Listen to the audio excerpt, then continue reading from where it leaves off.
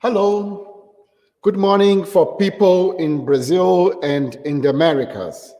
Good afternoon for our fellows in Germany and in Europe, maybe in Africa as well. Good evening for our partners in Asia, especially in India and Japan. Welcome to the third day of our ninth German-Brazilian dialogue on science, research, and innovation. Cities and Climate, the Multi-Level Governance Challenge, an initiative of the German Center for Research and Innovation, DVH São Paulo, and FAPESP, the São Paulo Research Foundation. My name is Márcio Weichardt, and I'm the program manager at DVH São Paulo. As they say, go big or go home. And this is our German-Brazilian dialogue, and here we go big. This year, we had more than 1,000 inscriptions from 28 countries. Thank you very much for collaborating for the success of the event. To be informed about common events and opportunities, please follow the VH and FAPESP on Facebook and LinkedIn, as well as subscribing our newsletters. Yesterday was a fascinating day. We received so many great questions, and we felt like we could stay all day long talking to our excellent speakers and moderators. In the networking session, from now on also called Dialogue Pitch, it was also wonderful to see the engagement of our visitors. The participants were really gifted to have all these specialists, and I'm sure the experts were invited. We invited here were also flattered to see so many people who work with these topics. After the presentation part on the Brazilian morning, German afternoon, we can meet again at the dialogue pitch. If you want to participate in the networking session, and you are following the event without a registration, you need to register yourself until the end of our first break to get the access and some instructions on that. Keep up with this good work. Our chat is open to your comments and questions. If you would like, please write also who you are, what your institution is, and in which city you are, so we can identify you and have a better overview of our audience.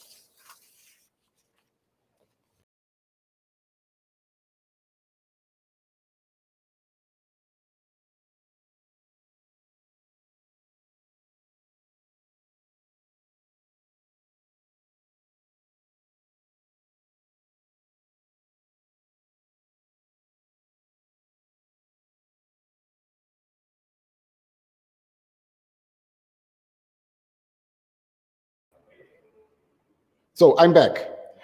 So now I would like to invite Professor Leila da Costa Ferreira to join us. Leila is going to present session 2, Governing Urbanization and Climate Protection.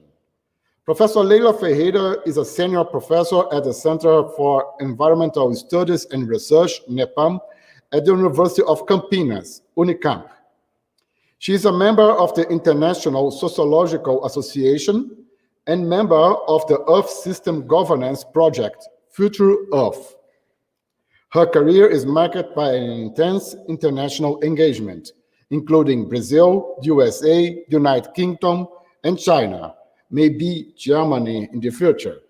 Welcome, Leila. Thank you very much for your kind words, Márcio. And it's a great pleasure to me you stayed here. And the panel, the session today is Governing Urbanization and Climate Protections. I would like to say some words about this session because I'm sure that will be a rich session, rich in insights, reflections, in the agenda for future research.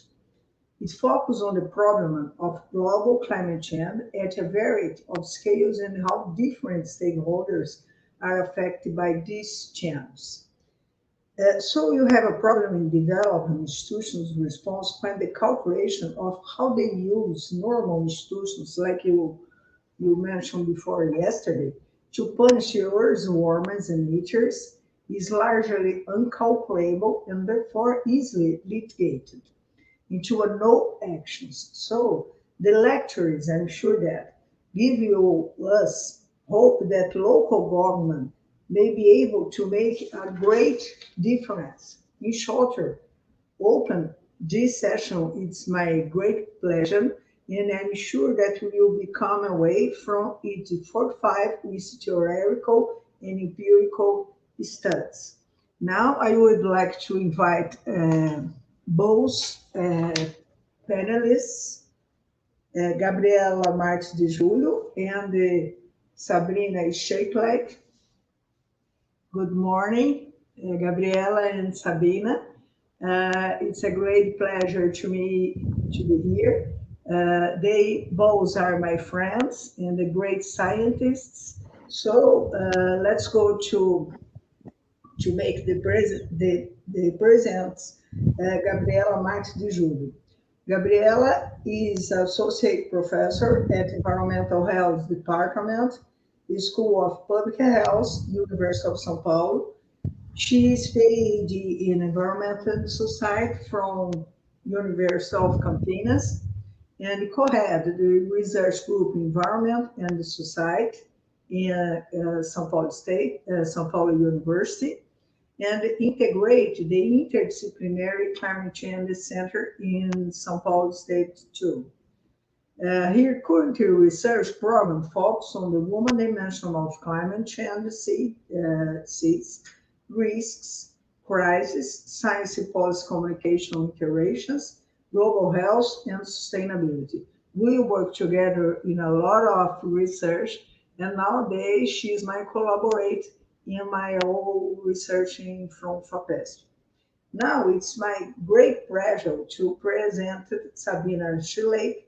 Professor Sabine is a managing director of the Institute for Environment and Planning Law and the Central Institutes for Special Plan and the Westphalian University Ministry.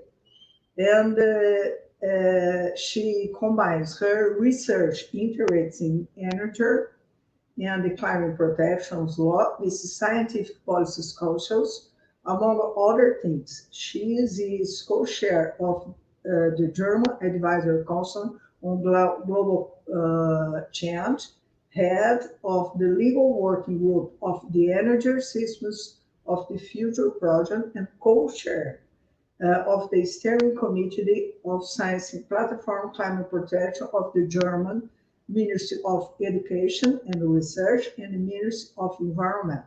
So, dear Gabriela and Sabine, you have almost 20 minutes for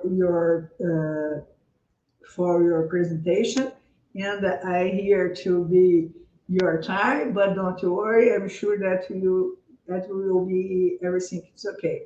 So let's go to begin with Gabriela de Giulio, please, and I stay here. Thank you very much.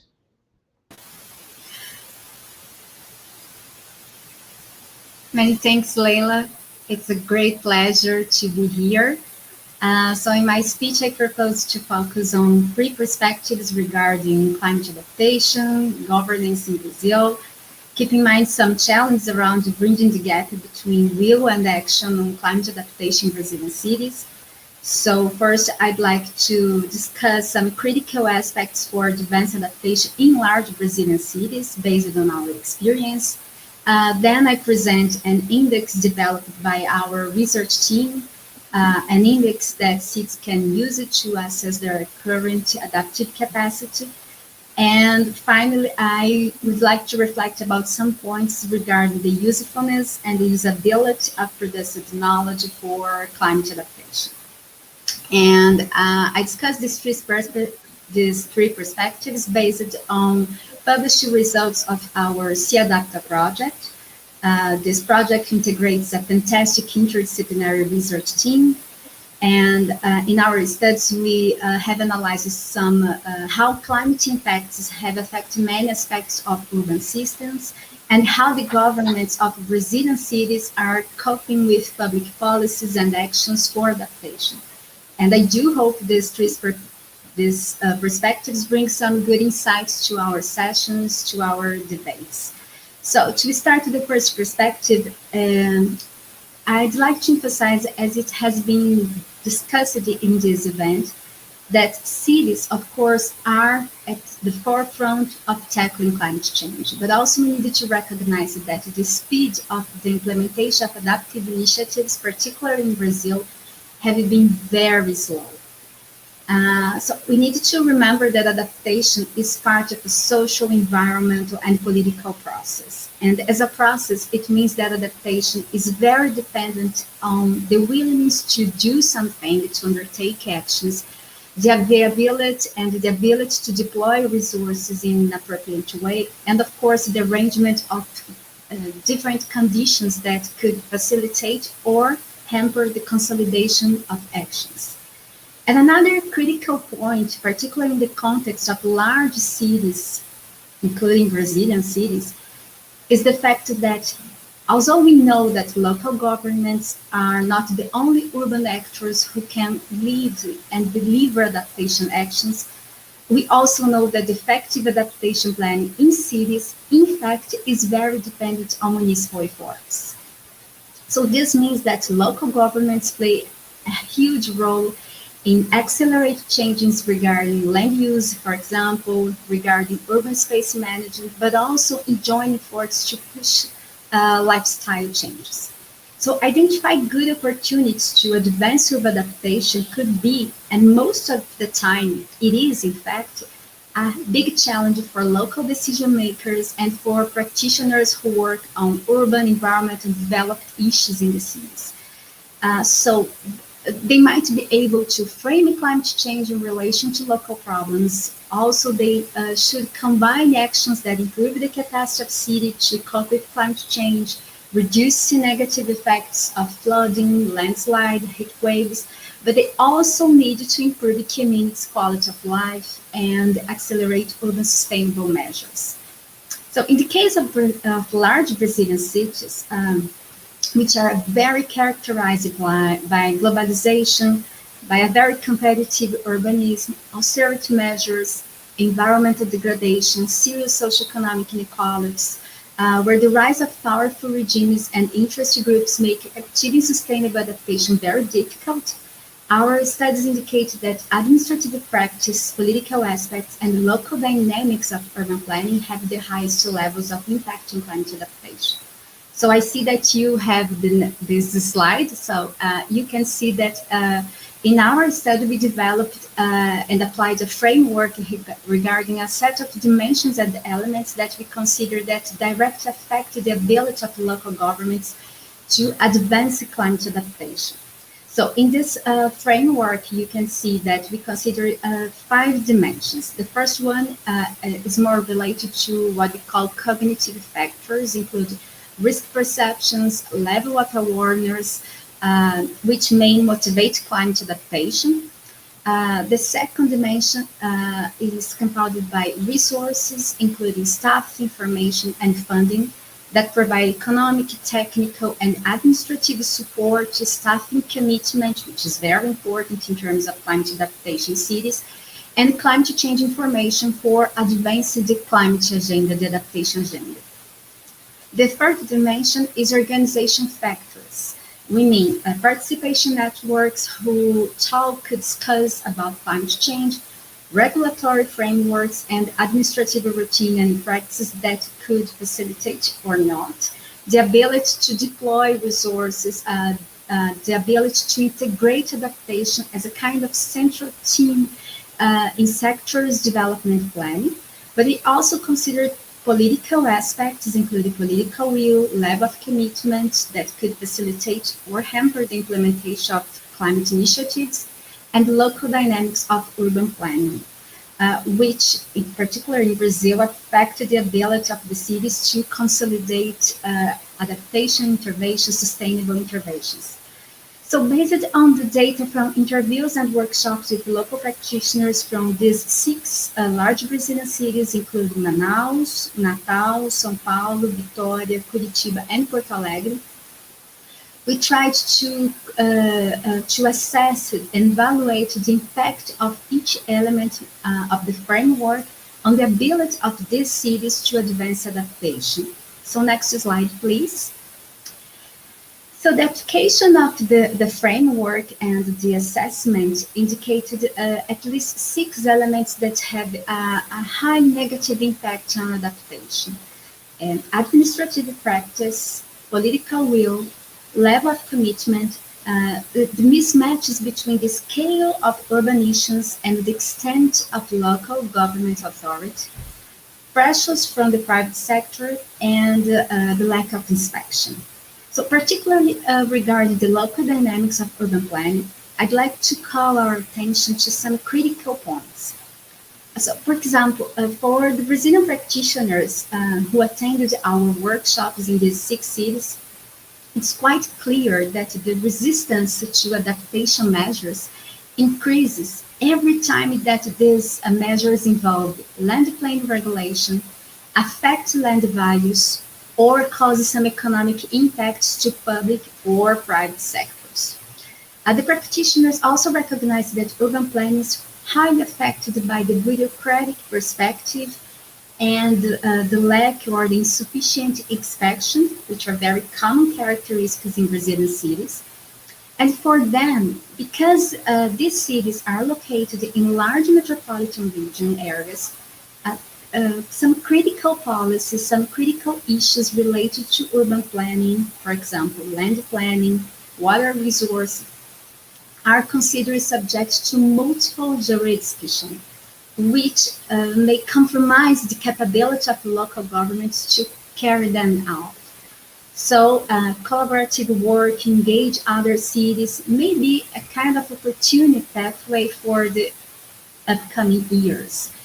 But taking into account these insights provided by Brazilian municipal practitioners, our research team also identified some critical policies for adaptation in Brazilian municipalities that at the same time enable mainstream adaptation measures across different policy sectors, across different departments and available budgets, addressing multiple stressors and no-regret policies, but at the same time accelerate the integration that's so important between different municipal departments to create a kind of synergies between adaptation and urban sustainability.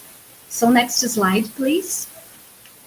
So then we developed what we call the Urban Adaptation Index, or UAI in a Brazilian Portuguese, which include 26 indicators and focus on a set of public policies, aggregate information on what we see some critical elements to support urban interventions which are connected to climate adaptation.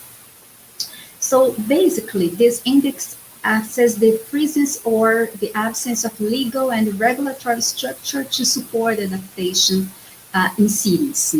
Our index combines a set of structural and climate-specific elements covered, of course, in the scientific literature or on climate change, on urban adaptive capacity, but we also selected some indicators that can be crafted using public available data. In our case, we are talking about the Brazilian census, which is great, considering that the index cannot only be easily accessible, but also be dynamically updated to reflect some changes that happen in the cities.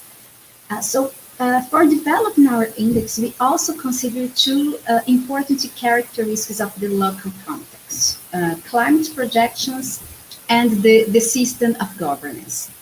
So in terms of climate projection, we are talking about, as we heard from our colleagues on Monday and Tuesday, an increase in the air temperature, possible increase of frequency of droughts and floods, increased frequency of warmer day, warmer nights, a reduction of cold days, cold nights, and more frequent heat waves.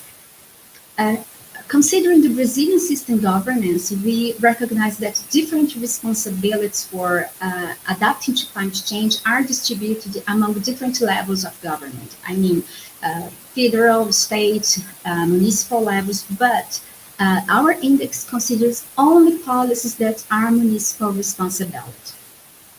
Our index also combines, as you see, what we call in the literature generic and specific adaptive capacities. So we focus on 5 sets of public policies to support urban interventions that are connected to climate adaptation: housing, urban mobility, sustainable agriculture, environmental management, and climate risk management. Based on information from the profile of Brazilian municipalities of 2017, we used a kind of rate scale to score the Y. So we know that the 5 dimensions vary the number of indicators, so we try to normalize the results to assign the same weight, the same importance to each dimension, and we apply this index to the state of São Paulo, which integrates 645 municipalities covering cities with different number of inhabitants. So we are talking about municipalities with less than 5,000 inhabitants, and the mega city of São Paulo with 12 million people. Of course, remember the importance of the São Paulo state in the context of Brazil. São Paulo is responsible for more than 21% of the Brazilian population. We're talking about more than 45 million people, and is responsible for more than 30% of the Brazilian GDP. But also São Paulo is one of the earliest Brazilian states to consider the climate issue in their legal and regulatory frameworks. So now let me show some of our main results in the application of this index. So next slide, please. So as you see, the results for the environmental management dimension, the second map in your screen, are unequally distributed across the state and do not reveal a clear relationship between larger, more populous municipalities and the highest ratings. The dimension of sustainable agriculture, which is the third map, has the most uniform spatial distribution across the state, compared, of course, to the other dimensions.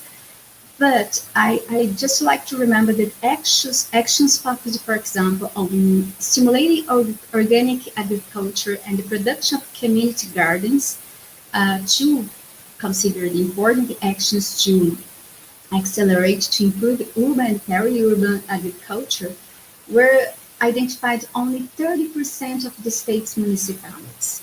But the climate impact responses, this very red map that you can see, is the one with the lowest results in the general. So I would like to point out that about 70% of the municipalities of the state do not have any or have only one of the instruments that we consider in our index, in this case, the presence of the civil defense.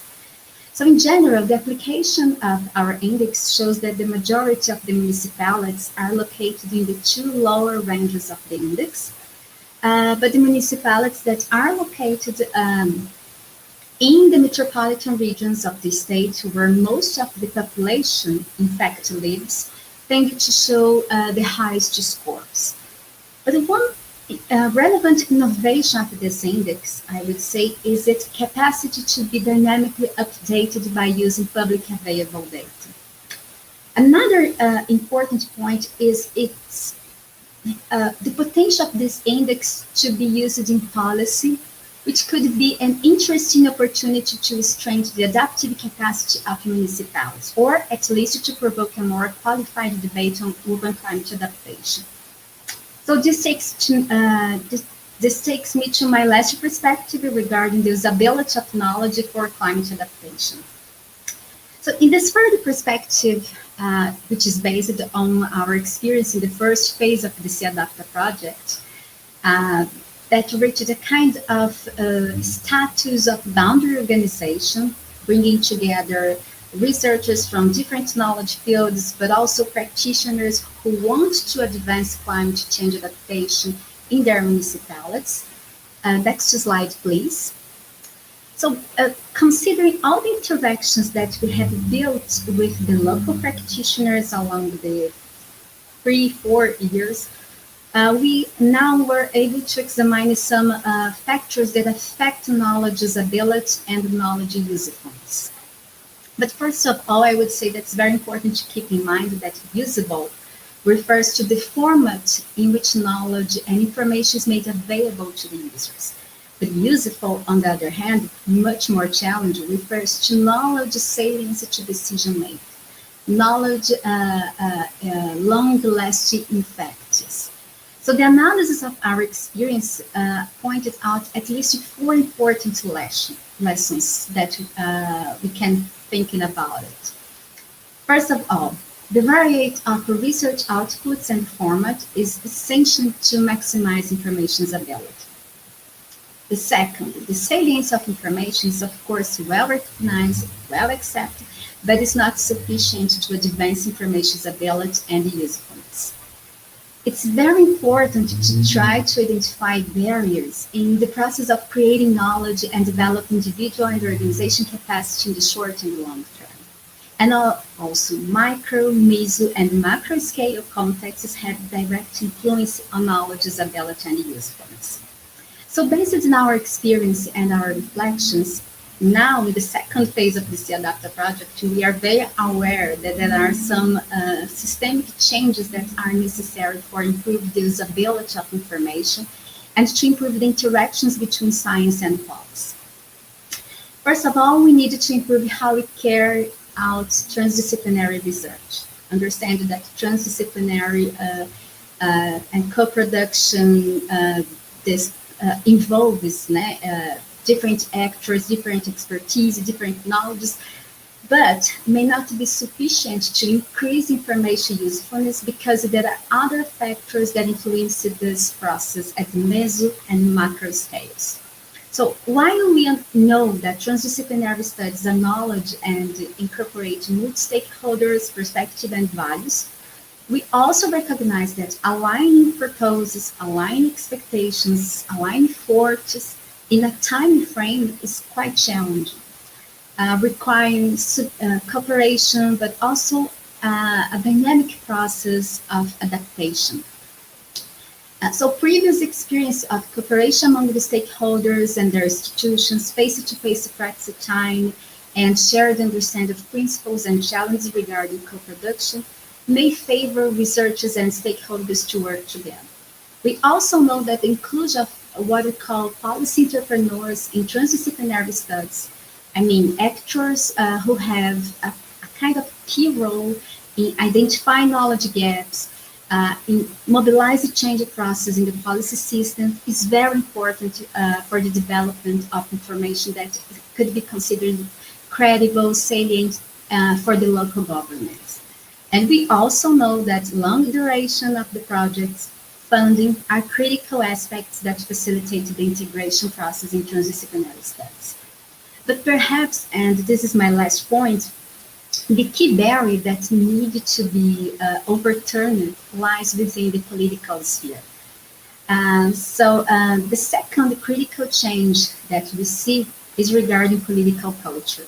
So while we continue to see a kind of devaluation of professional in terms of staff, technical and scientific dismantling in public administration, and of course in the scientific expertise, we are talking right now in Brazil about skepticism, lack of trust in science, lack of resources, we know that there will be limited scope for advancing and having more comprehensive climate change adaptation response. So in the next slide, I would just like to thank all my colleagues and all the support that we have received in the last years. And thank you so much for this opportunity. Thank you so much, Gabriela, for this excellent presentation. In fact, it's fascinating research. So let's go to our Professor Sabine Schlacke from University of Münster. Have your time, and it's my pleasure to be here with those. Thank you for your warm welcome, Leila, and for your introduction. I'm glad to see so many faces, and I'm really looking forward to participate in this workshop. Ladies and gentlemen, when we talk about the governance of climate change by local governments, we must first note that governance structures in cities around the globe vary significantly. We should acknowledge that there is not one specific type of urban governance. Next slide, please. Additionally, we have to take into account that cities are embedded in a complex, multi-level, polycentric governance system. If we examine the role of cities in the framework of the Paris Agreement, you all know the Paris Agreement to combat climate change and the transformation towards sustainability, which we have to take into account when we look at the Sustainable Development Goals. We should understand that cities are first of all part of national states. This limits the power of cities on the international level. You see here above on this slide. Cities do not possess any foreign policy powers, but they can organize cooperation with other cities in networks like C40 with the purpose to combat climate change. Such actions are also limited because cities are not and no subjects of international law. They do not have legal rights and duties.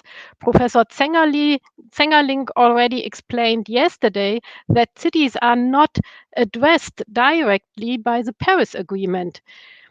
Nevertheless, they can contribute in the transparency framework of this international treaty, and furthermore, cities can be involved in the development of nationally determined contribution, the so-called NDCs, that have to be submitted by the member states of the Paris Agreement. Hence, we can conclude all power and the scope of cities to combat climate change depends not on international law regimes, but rather on the national state, especially on its national state's laws. In Germany and Brazil, both federal states, the city's powers are limited also by the federal state's law.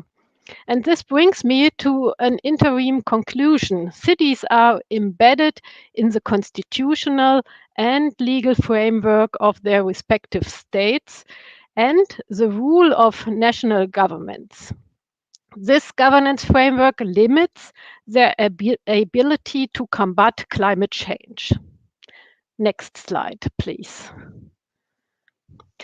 But what are the rights and duties of cities to combat climate change? And now I come to Germany, and I changed to Germany because I know it very well, and the legal prerequisites I know also very well. The German constitution, so-called the Grundgesetz or basic law, states in principle that the federal government is allowed to delegate any governmental task to the municipalities. Only in exceptional cases, the federal government can transfer. So the federal government is not allowed to delegate governmental tasks to the municipalities, only in exceptional cases. And in principle, then they have to pay for the delegated tasks. And this is the same, so the federal states, the so-called Bundesländer, may transfer tasks and they have also to pay for the task performance. In short, who orders pay. Climate change mitigation and adaptation is a federal duty, which means that cities are not obliged to take climate measures or actions such as to establish a climate action plan. Furthermore, German local communities are entitled by the German federal constitution to local autonomy and self-administration for local matters. This right of self-administration includes various powers. Cities have the right to plan their territory, they have the right to organize their administration, they have financial and climate and organizational powers. Especially the planning power enables German cities to climate protection by land use and development plans.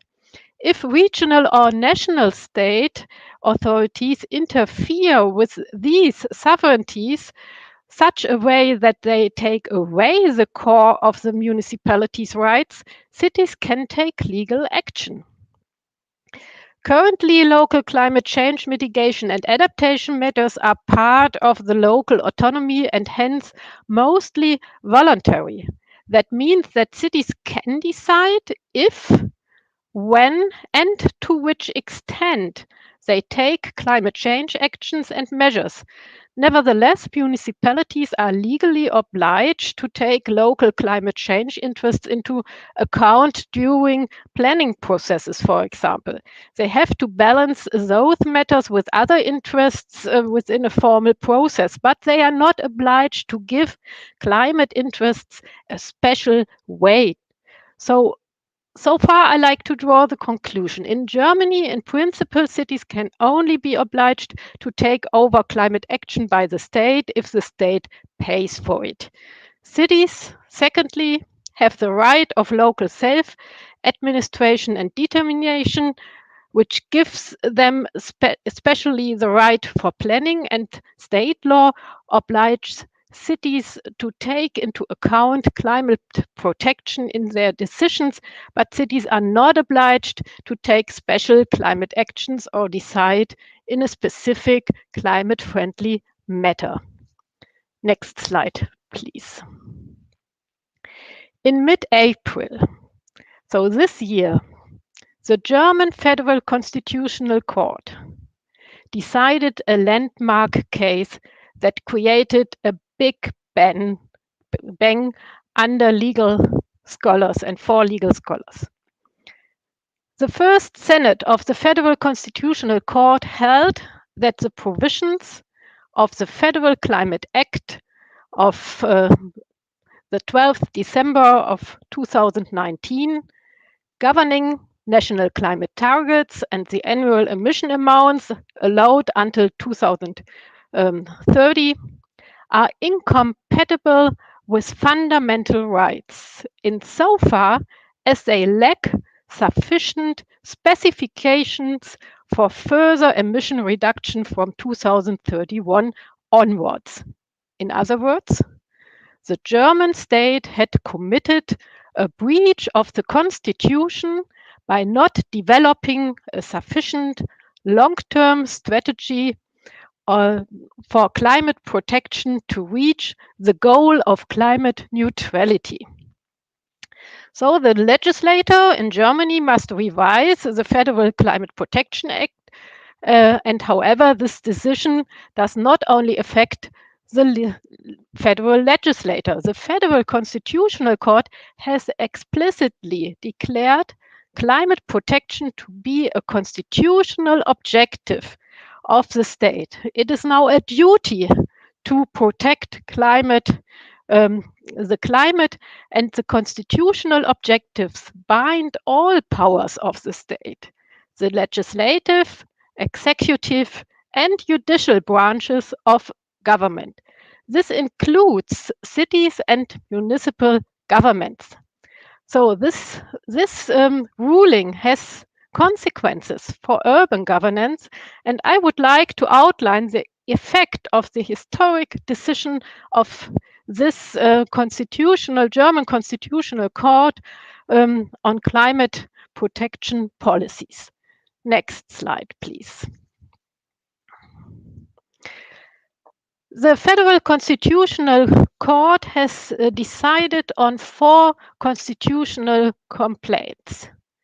The complainants were natural persons, they were children, young adults, and farmers living not only in Germany, but also living in Bangladesh and Nepal. And in addition, complaints were made by environmental associations, so German non-governmental organizations. The complainants claimed that the German legislator has failed to take suitable measures to limit climate change and to reduce the emission of greenhouse gases. The legislator has thereby disregarded binding constitutional requirements. The complainants rely primarily on constitutional duties to protect fundamental rights, such as the right to life and health and the right to property, as well as on fundamental right as a fundamental right to a future in accordance with human dignity. So this fundamental right does perhaps exist, but is not written down in our constitution, and a fundamental right to an ecological minimum standard of living. With regard to future burdens arising from the obligations to reduce emissions for periods after 2030, which they describe as an emergency stop, the complainants argued that the present law posed an imminent threat to the use of general fundamental freedoms. If you had asked me beforehand whether these constitutional complaints would be successful, I would have answered no. Previous environmental proceedings in which a breach of the constitutional duty to protect health and life was claimed were all unsuccessful. If, for example, a plaintiff claims stricter limits for ozone concentrations, the Constitutional Court ruled regularly that the existing measures and regulations were not obviously insufficient and they are not manifestly unsuitable. In no previous case has the Federal Constitutional Court condemned the legislator to take further and stronger environmental measures such as stricter limit values to protect human health. Next slide, please. But surprisingly, the constitutional complaints in the present case were partially successful. And all the legal scholars were really fascinated and are still fascinated of this decision. For this reason alone, the decision can be described as historic. The German Federal Constitutional Court outlines a new type of intertemporal guarantees of fundamental freedoms. The court rules that fundamental rights of freedom give the complainants protection against comprehensive threats to freedom caused by the greenhouse gas reduction burdens. Thus, it has created a new constitutional standard, which is primarily a task of the legislator. The Constitution obliges the government, under certain conditions, to safeguard freedom, opportunities for the freedom protected by fundamental rights over time, and to proportionally distribute freedom opportunities for the generations.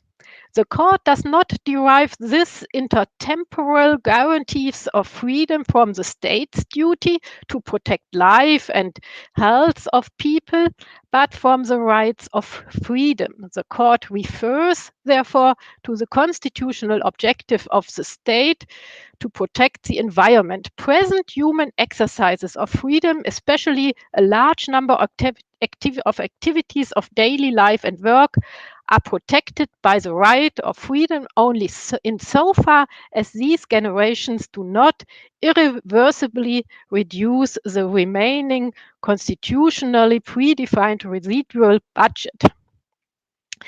The greenhouse gas emissions burdens must therefore be shared fairly between the generations and not shifted into the future at the expense of future generations. In connection with this, the court declares the Paris temperature targets of limiting global warming to well below 2 degrees Celsius and, if possible, to 1.5 degrees Celsius compared to the pre-industrial level and climate neutrality as constitutional goals and duties. The legislator must distribute the reductions of greenhouse gases up to climate neutrality in a forward-looking manner over time in a way that does not violate fundamental rights of future generations.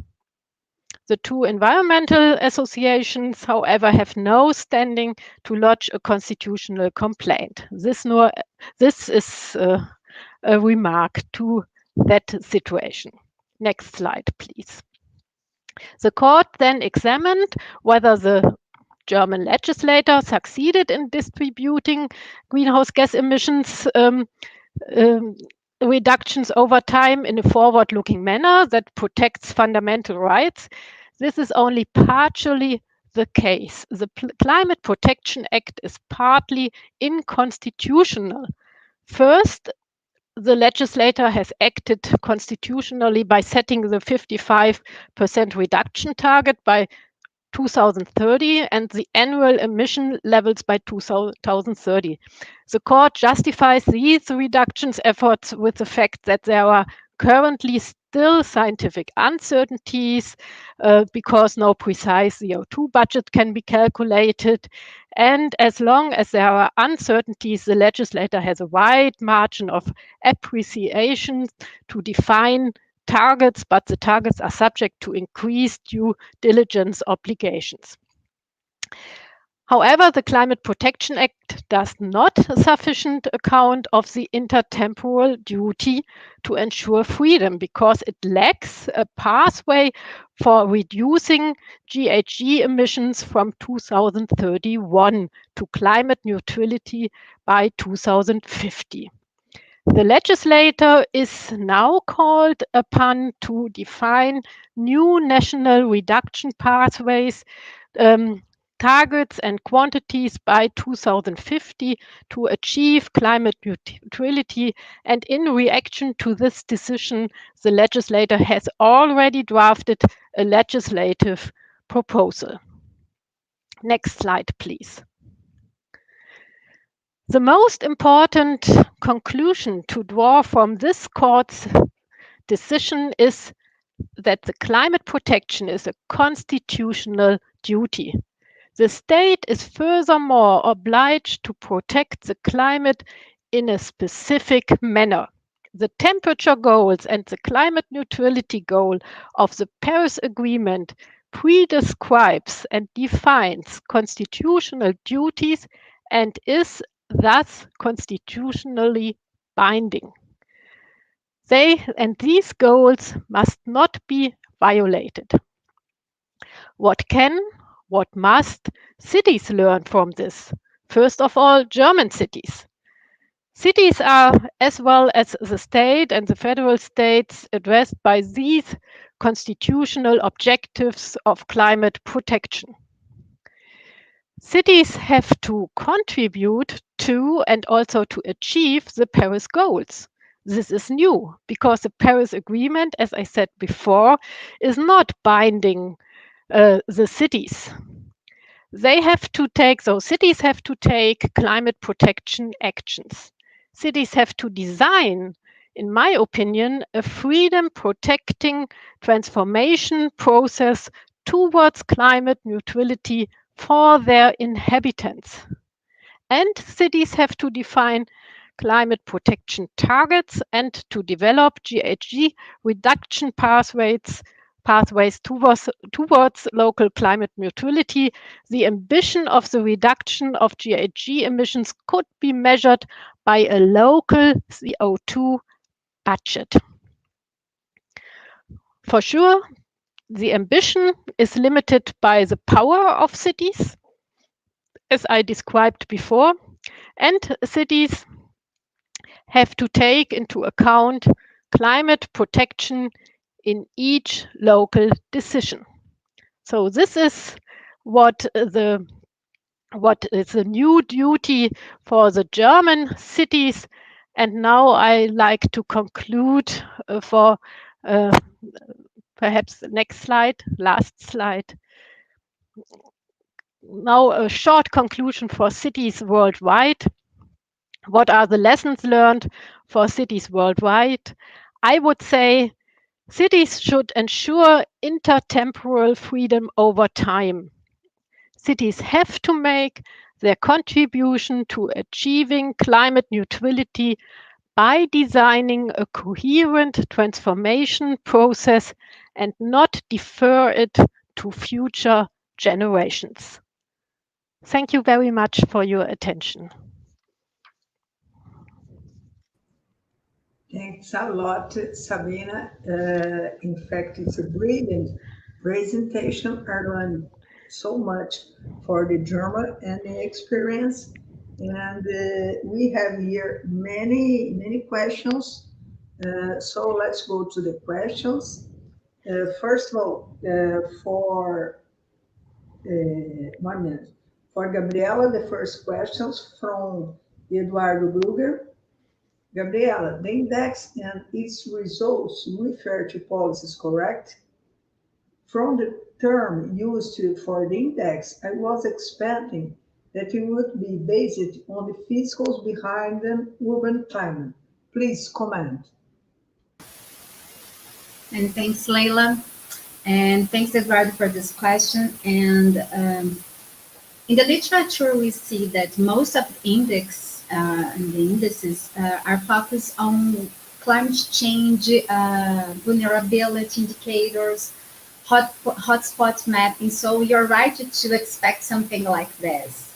But I would say that one innovation of this index that we proposed is combining aspects, policies that are directly connected to what we call urban sustainability, or what we are talking about, the transition to sustainability in cities with adaptation.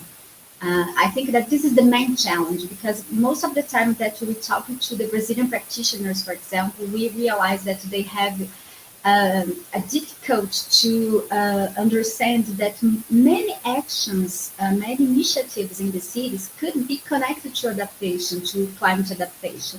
But they didn't realize that this framing.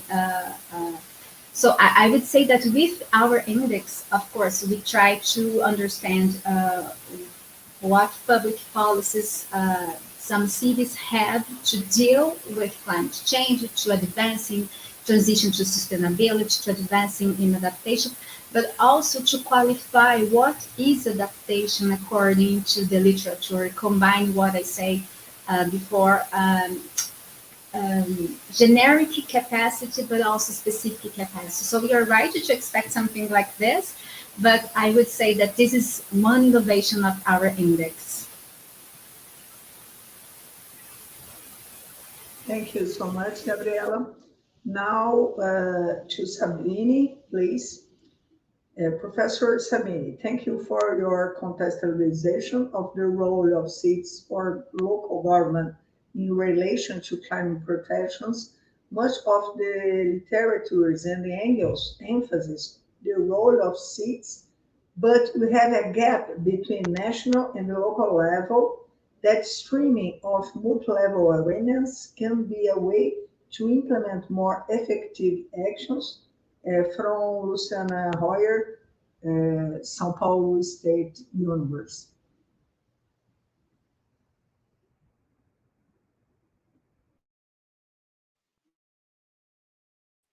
Thank you, Luciana, for this. For these questions that are, I think that are more than one question. The implementation is the crucial point of it. First of all, so I think Gabriela has shown it a little bit with the adaptation sector. So we see that we have often a lot of rules, and we have also a legal framework also on the local level. For example, in Germany, the biggest cities, they have climate change plans or climate action plans, but so they are good paper, yeah, I would say good paper, but how to bring them into reality and how to work it and to implement it, that is the crucial point. And often also in Germany, you will think, well, this is our problem in Brazil. Now, also in Germany, it lacks the financial support. So they do not have the financial the instruments and the support to bring them into action, the instruments. And I would say, there is a lot to do. We need the financial support by the national state, the federal states. We need perhaps more self-determination. Yeah. So in Germany, we have a strict federal law. Often it interferes in this autonomy of the local governments, and perhaps the governments needs more flexibility and more autonomy. So this is perhaps a governance point, and the other point is the financial point. And we have also, or we need also, the acceptance and the support by the inhabitants. Without inhabitants, you will not implement most of the instruments laid down in legislation, for example, in local legislation. Thanks a lot, Sabine. So the next question is from Gabriela again. It's from Nicholas Weiss, my dear German PhD students. Professor Gabriela, thanks for the interesting insight. What is the role of cities networks in creating momentum and moving environmental issues up on the political agenda?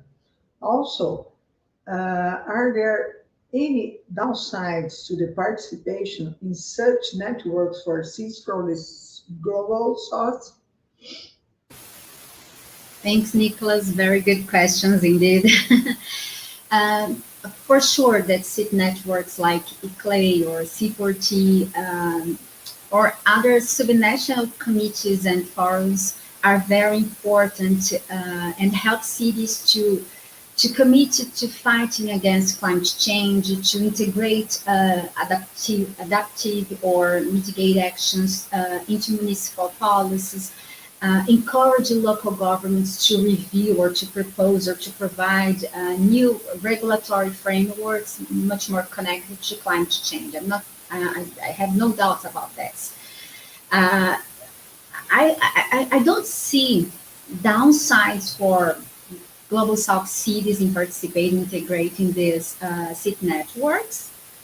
But I would say that we have to be careful about this. For example, let me explain my point. In the case of SeAdapta project, which we see this project as a kind of boundary organization that help municipalities, local practitioners to advance in the discussion, but also in actions related to climate change.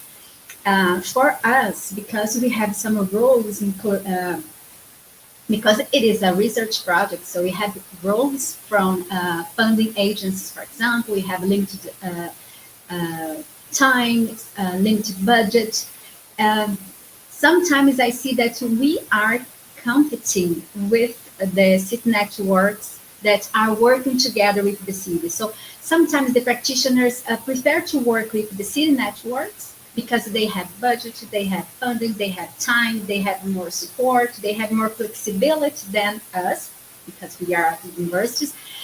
And to have the support of the local practitioners is quite challenging, you know. But again, I don't see any downsides. I just see that sometimes there is a kind of competition between research institutions, research groups, and the city networks. I don't know, Leila, if it was clear my point, but yeah, that's the thing that I see. Yeah, sure. Thank you, Gabriela. So we have here some others questions, but I would like to make one questions for Sabine. Sabine, you said a very interesting things about the cooperation with the seats in German. Can you please explain more about that for us? So the cooperation with, so I didn't get it acoustically. The seats, it's The many cities, seats. Yeah. yeah. So in Germany, this cooperation is not all over Germany. You cannot see it or recognize it all over Germany. So we have cooperation for example, in the so-called Ruhr area, is located in North Rhine-Westphalia. So we have no big. So we have no mega cities in Germany, but you can say the Ruhr area is a kind of a mega city in Germany because it contains more over 50 cities. Yeah, and there you have we have really a cooperation on a regional level between the different municipalities belonging to the rural area, and we have, for example, a common regional planning law and a common regional planning parliament. So that means that they coordinate and cooperate in planning aspects. And what I would say is, in the sense or according to climate protection, they know after this decision of the Constitutional Court have to take into consideration climate protection stronger than before. So the Constitutional Court did not say now this interest is higher and stronger than all the other conflicting interests, but I would say it has a new facelifting. So they give them a new facelifting. So for this cooperation in planning, they have to respect climate protection. But for the cooperation all over Germany, I must say, often the cities, the municipalities do not cooperate and do not participate with the neighbor city and discuss the problems they have both, yeah, and they have to resolve both. So the rural area, I would say, is a positive example of cooperation between a lot of cities. Thank you very much, Sabine. Very interesting. So I have more one questions from Thiago Tartaro, from Haas, from Gabriela. Gabriela, Professor Gabriela, in Brazil, due to a center legacy of the legislative and executive, we are outside a certain judicialization of politics. I believe that our Supreme Court has never in recent history needed to interfere so much in politics.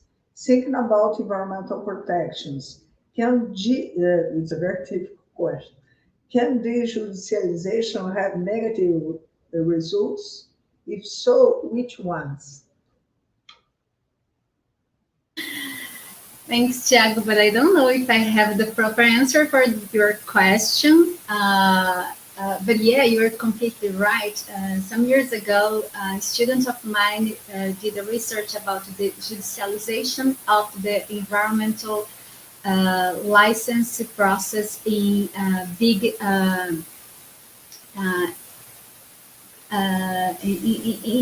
in big entrepreneurs in Brazil, for example, for the application of ports, for mining activities, for big infrastructure investments, you know. And it was clear that we needed to review our roles, our regulatory framework, our legal jurisdictions to avoid the judicialization, but not like is proposed right now.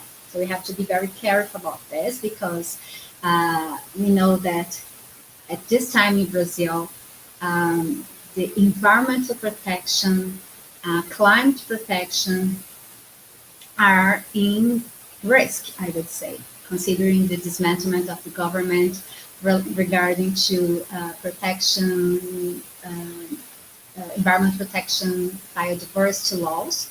So again, I don't have a proper answer for you, but I would say that yes, we need to reveal, but not as it happens right now.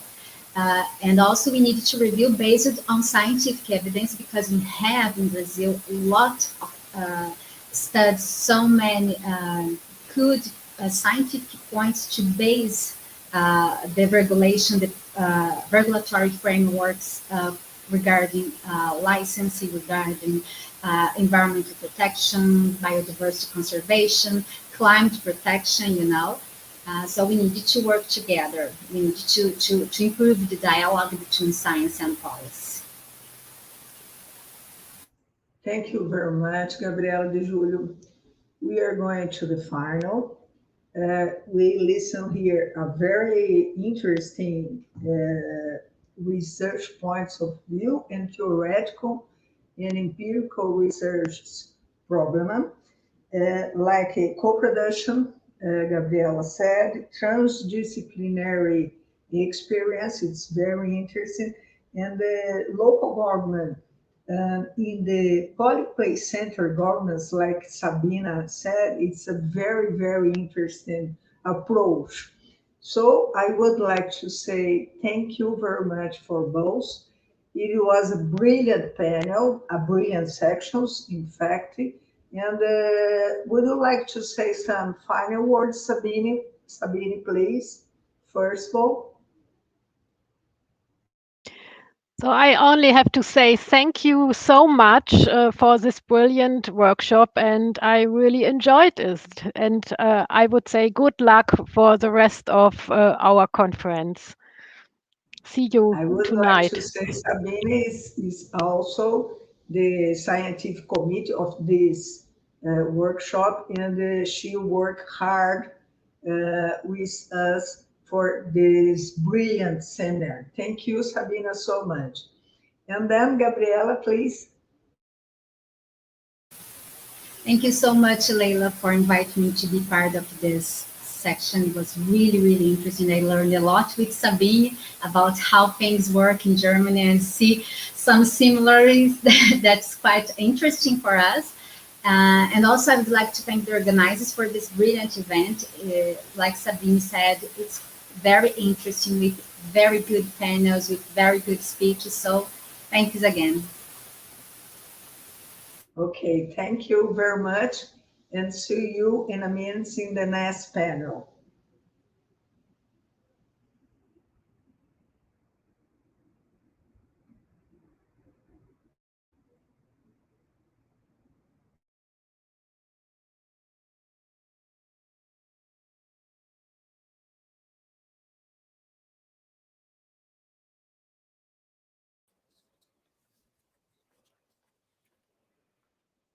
So here I am again.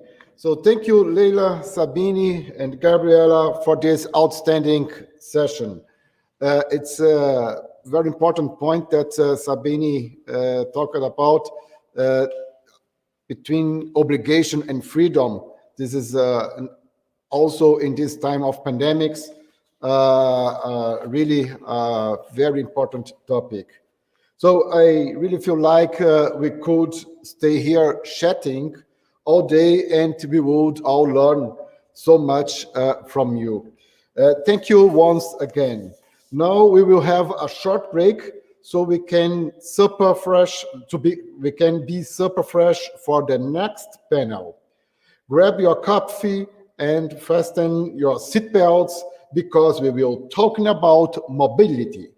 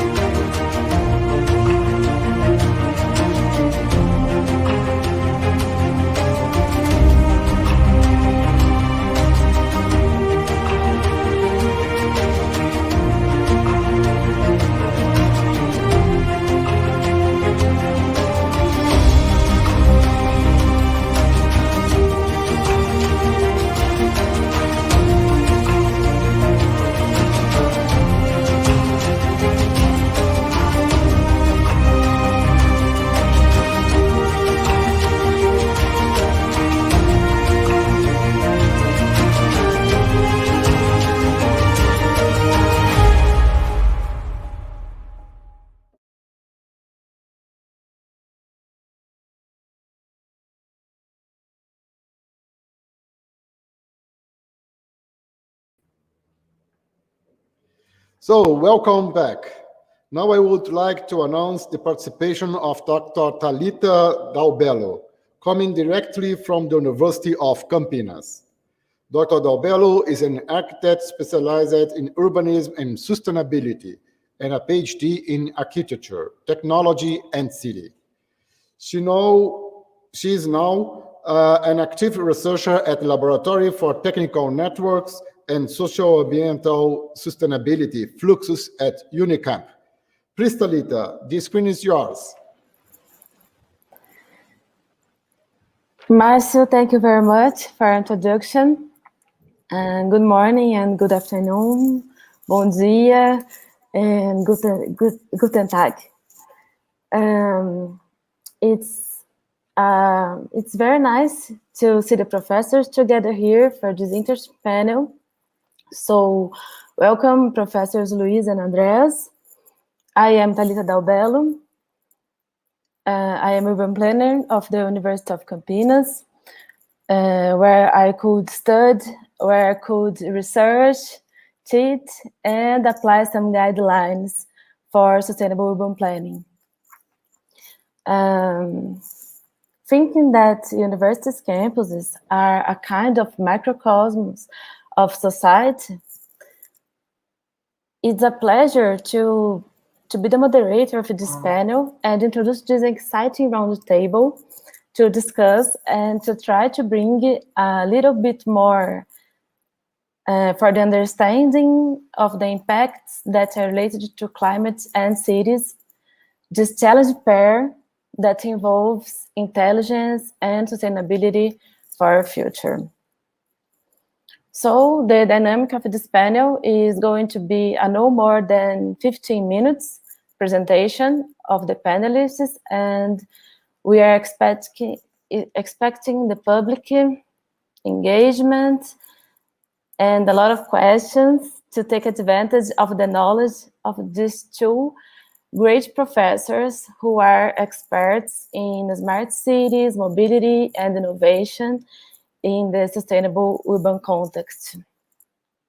So we are going to start with Professor Luiz Carlos Pereira da Silva, who is Bachelor at Electrical Engineering from the University of Goiás, Master and PhD in Electrical Engineering from University of Campinas. He researched at the University of Alberta and was visiting professor at the Technical University of Denmark. He is associate professor of the School of Electrical and Computer Engineering of UNICAMP and has experience in the field of electric power transmission and electric power distribution.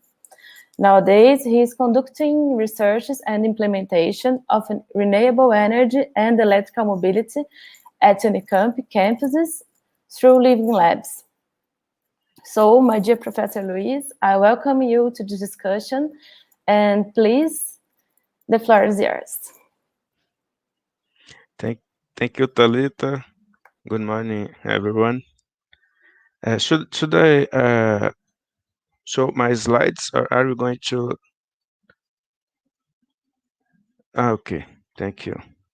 So I'll be talking about how we are using the University of Campinas campus to test and develop new technologies and solutions for smart cities. I'll be talking about mobility, but also about renewable energy, energy efficiency, energy management. Next. Next, please. Okay. So Thalita has introduced me. Thank you, Thalita. And here we have a little summary of my presentation. Next. So I'll start talking a little bit about UNICAMP. UNICAMP is one of the top universities in Latin America. In 2018, it was the first one by the Times Higher Education ranking. 2019, we were the first university in patent registration in Brazil, second most innovative university in 2019. You have more than 35,000 students and researchers, and almost 10,000 staff and professors. And we have a tradition of strong partnerships with companies and governments in Brazil. So UNICAMP, it's a very good model as a lab of a city for developing solutions and technologies in a living lab, so that the good results and solutions can be in the future replicated on real metropolitan areas. Next.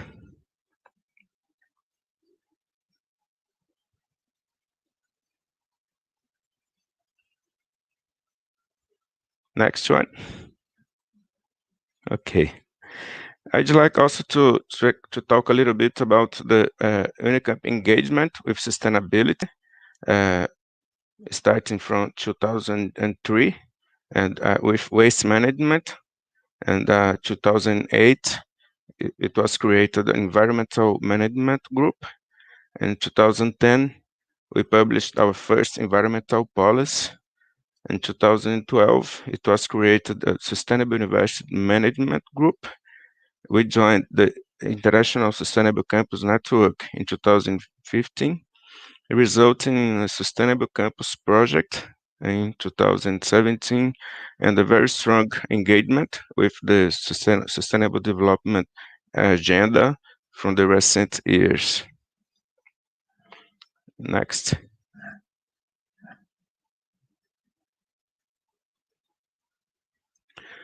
In our case, we are more working with a focus on the seventh SDG, energy. But the objective of this movement in UNICAMP is to promote the 2030 agenda from the United Nations, and I'll have a specific group working on the energy management for the university by research, development, and innovation. Our goal is to is that UNICAMP become the most sustainable university in Latin America. Nowadays, we are still at a 10th position following the Green Matrix ranking. We are in the 3rd position in Brazil, but in Latin America, our position is 10th, and we have a hard way to go until we become the most sustainable university in Latin America, but we are working very hard on it. And we have the objective to transform our operations into low carbon emissions. Next. So the full idea is based on this concept of living labs, and you should start with projects using the university campus to test a new concept, but it should go to outside the borders of the university. So we have some projects on experimentation level using the neighborhood of the university, and on application level, we have a larger area and a district surrounding the university, but the final objective is to impact the city, in our case, the metropolitan region of Campinas, with the best practice of all the previous projects on level 1, 2, and 3. Next one.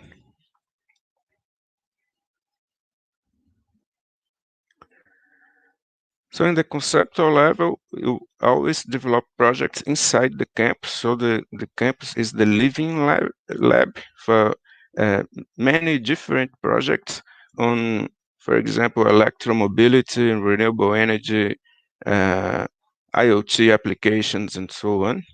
The Sustainable Campus Project was the first one.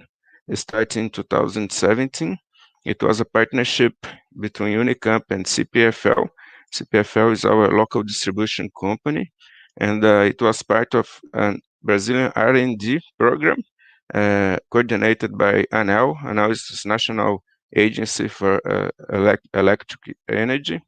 So the companies here, they have the obligation to invest on R&D projects and also energy efficiency projects. So for this specific area of energy, electricity, and also gas and oil, you have a lot of possibilities to get funds to finance important projects on these topics. Next one. We have also starting a project in the neighborhood of UNICAMP, specifically on our student housing. It's a separated place from the main campus. We provide housing for more than 1,000 students, and there is a neighborhood with 250 houses. And you have right now maybe 50 people working to develop projects, including students, staff, professors, and also the administration of the university. The idea is to transform this student housing in a sustainable neighborhood. So we have teams working on several aspects. The first one is team fundraising. We have a team designing improvements and renovations for the collective space, energy management, water management, community garden, accessibility, waste management, education and sustainability of the internal and the surrounding community, articulation also between the internal and external community, and also with modular furniture. So we have a big team working on this, and the idea is to develop some sustainable neighborhoods models that could be implemented by low-income housing programs for the federal and state government. Next one.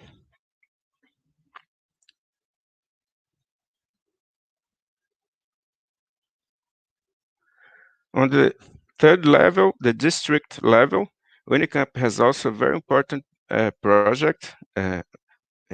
HIDS project, is International Hub for Sustainable Development. It's in this case we use not only the area of the university campus, but also a new area. It's a farm area that also belongs to UNICAMP.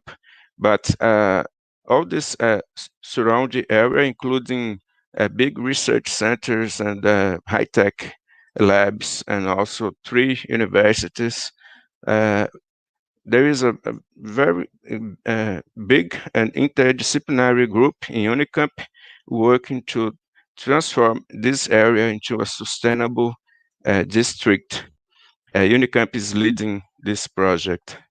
And the idea is to use this new farm area of UNICAMP to build international research labs on all the topics related to sustainability, and in partnership with national and international universities and also companies and governments. So it's a very ambitious project trying to create this international hub for the sustainable development. We have already an agreement with the Inter-American Development Bank and got from them $1 million to develop the master plan for this project. Next one.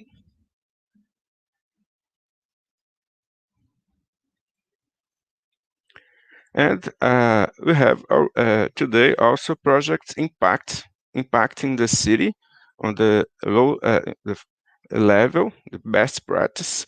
One example is the development that we are doing right now of a modern and complete electromobility platform for the metropolitan region of Campinas, including charging stations and charge point operators and electromobility service providers, and full connectivity of this infrastructure with the electric vehicles owners, with the distribution system operator.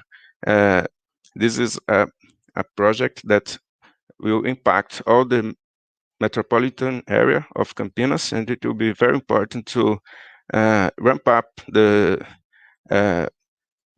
transition to electrical mobility in this metropolitan area. We have also already initial agreements with São Paulo state government. Also, we'll provide some partnership with them on energy management. We have also partnerships with social organizations that works with indigenous communities in the north of the country, IEPE. And we have already also some partnerships with MIT. We are receiving interns from MIT to work with us in all of these projects. Next one.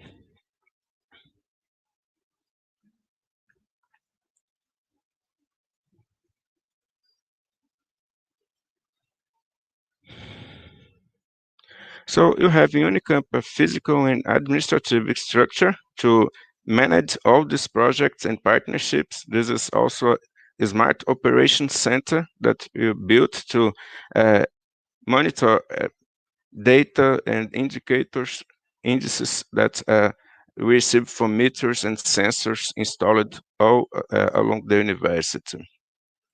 Next.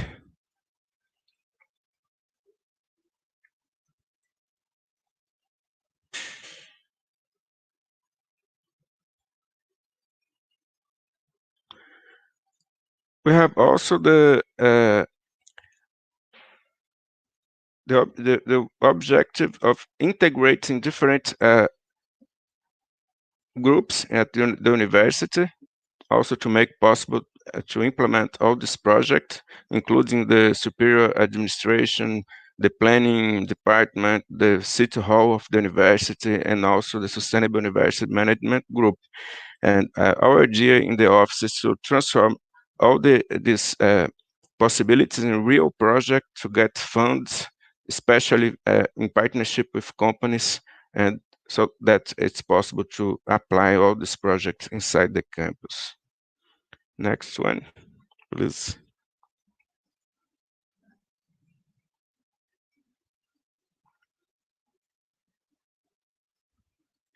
So I'll show you a little bit about ongoing projects and also future projects that we are doing in the university. Next one.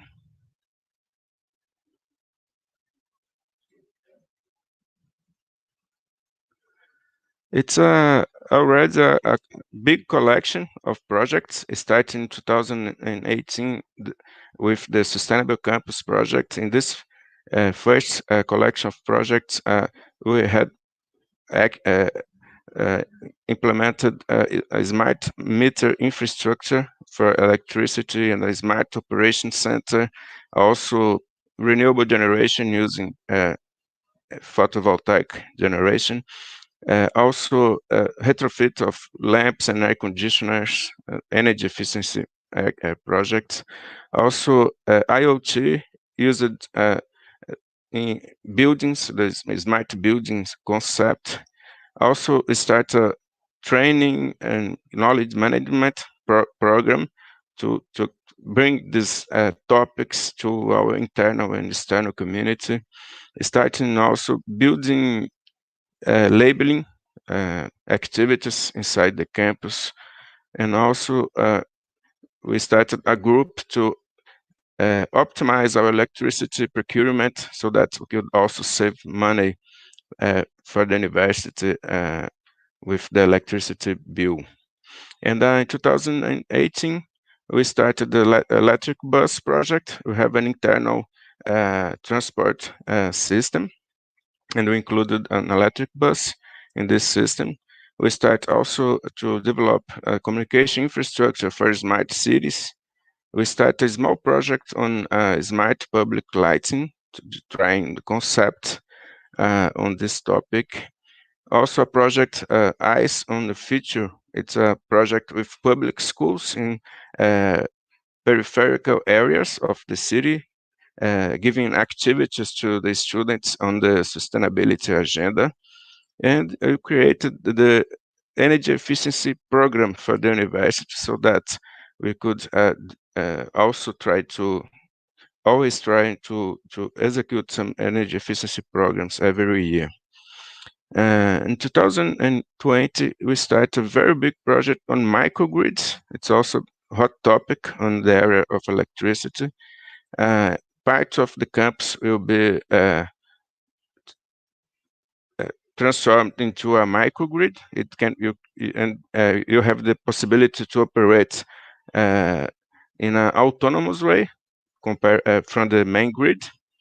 And also we started in 2020 to develop an energy management system to the university to try to put also planning on this movement. Right now, 2021, we are running a very big energy efficiency program in our hospitals. It also includes PV generation and also lamps retrofitting. And we are about to start complete smart public lighting project using all the infrastructure of the campus. It will become a smart public lighting infrastructure. And we designed a little PV power station that students could use to charge their cell phones and notebooks, and also to have a close contact with the photovoltaic generation. And start also to develop projects in partnership with IEPE, the social organization, with indigenous communities in the north of Brazil. Next one. So some results. Up to now, we have retrofitted almost 30,000 lamps. You have more than 500 kilowatt peak of PV. You have more than 300 smart meters in the campus. You have retrofitted more than 800 tons of refrigeration for the air conditioners. We have started to find the labels, energy efficiency labels of our buildings, and we are already saving $1 million per year with improvement in the energy procurement, energy efficiency, and PV generation, everything together. We have already this amount of money. All the investment up to now is close to 50 million reais, $10 million. And with partners financing all of this. It's not part of the budget of the university. Next one.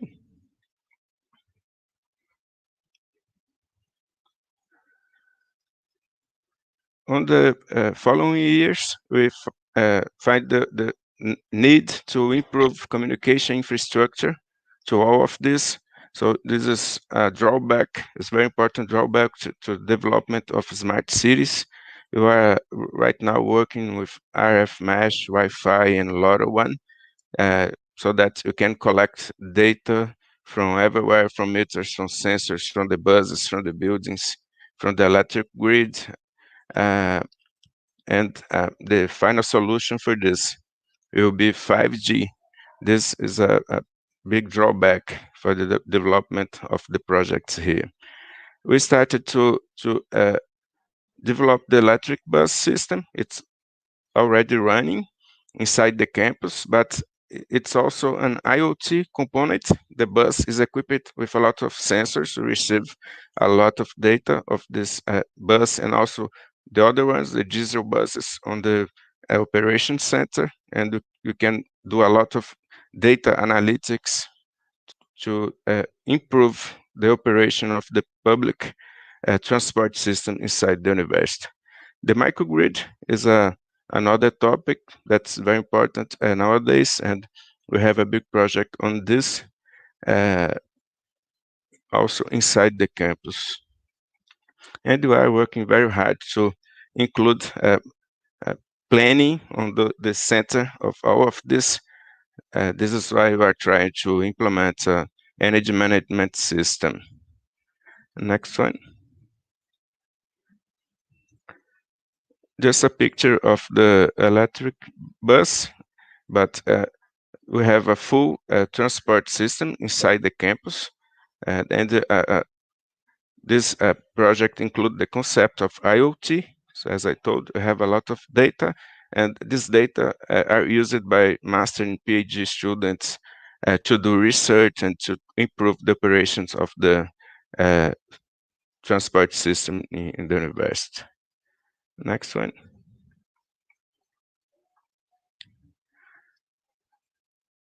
This project, we are going to start this project this year. All the lamps will be retrofitted, and all of them will receive IoT sensors, and we have an analytical platform.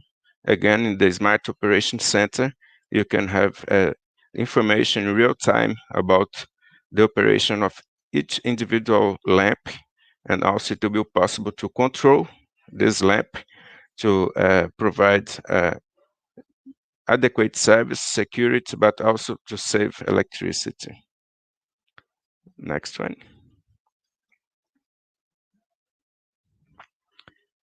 This is the project in the hospital areas. All the hospitals are receiving PV generation. You receive additional capacity of 1100 kilowatt peak of PV, and also you retrofit 16,000 lamps in our hospital. We have 4 hospitals in the campus area. All of them will receive some energy efficiency actions. Next one. So you have this kind of fastly growing movement when you talk about PV, retrofitting of lamps, IoT applications. We started in 2017 with one project, but every year you are aggregating new projects and new partners with the idea of impacting the energy management of the university, and also to improve the mobility inside the campus. Next one. And also have a very big effort on training, knowledgement, and in presential way when possible before the pandemic, and now on virtual way, just like today. But we have a very big list of actions trying to impact our internal community, and also students, and also the external communities. Next one. So we have results in terms of electricity savings of more than 5,000 megawatt hour year, and also reduction in terms of CO2 emissions. Next. Also have a lot of results about the electric mobility project. Since you collect a lot of data from the buses, you can improve the routes. You can use GPS data to provide information to users, and also to the system administrators. You can monitor in real time how the bus are being used by the students. You can provide some comfort indicators, so you can use data to optimize many aspects of the public transport system, and this can for sure be replicated in metropolitan areas in the future. Next one.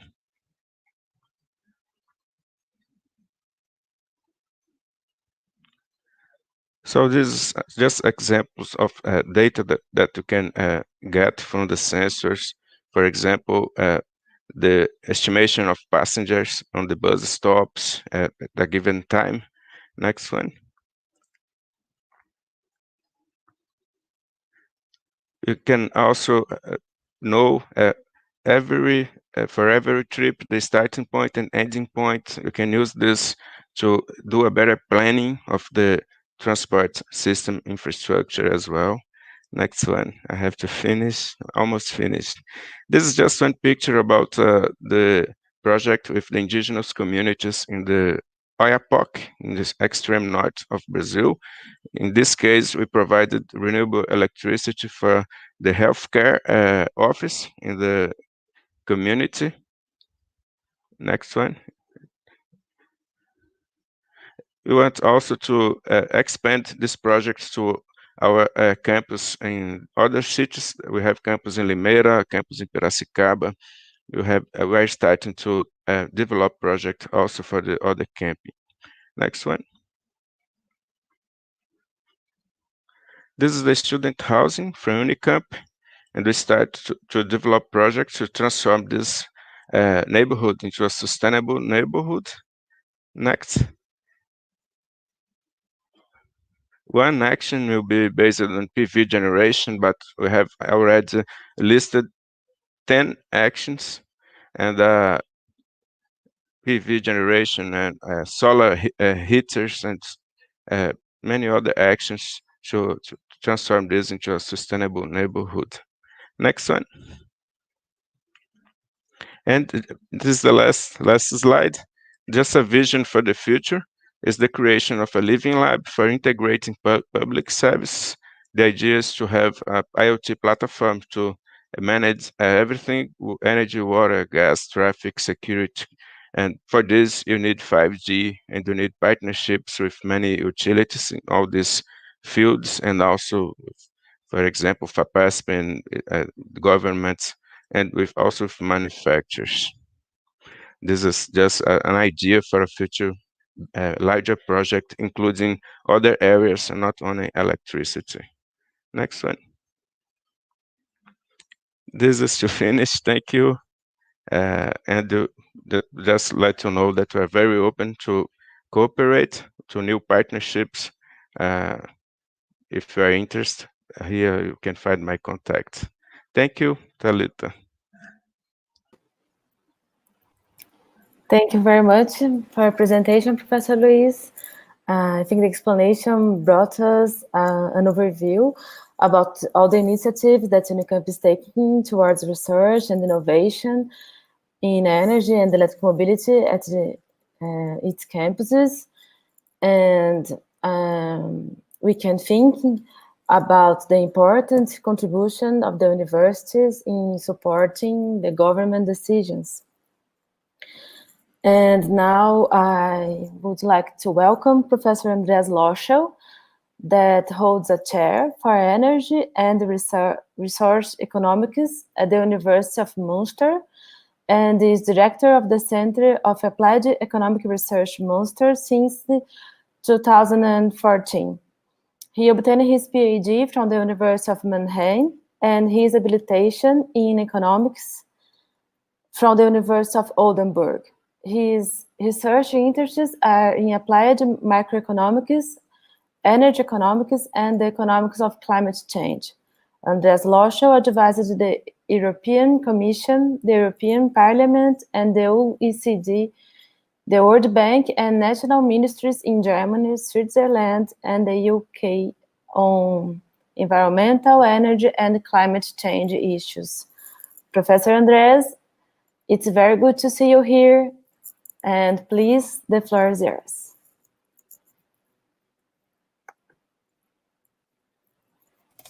Well, thanks a lot for the nice welcome and for the possibility to talk in this panel on smart cities, mobility, and innovation. Next slide. I'm going to talk about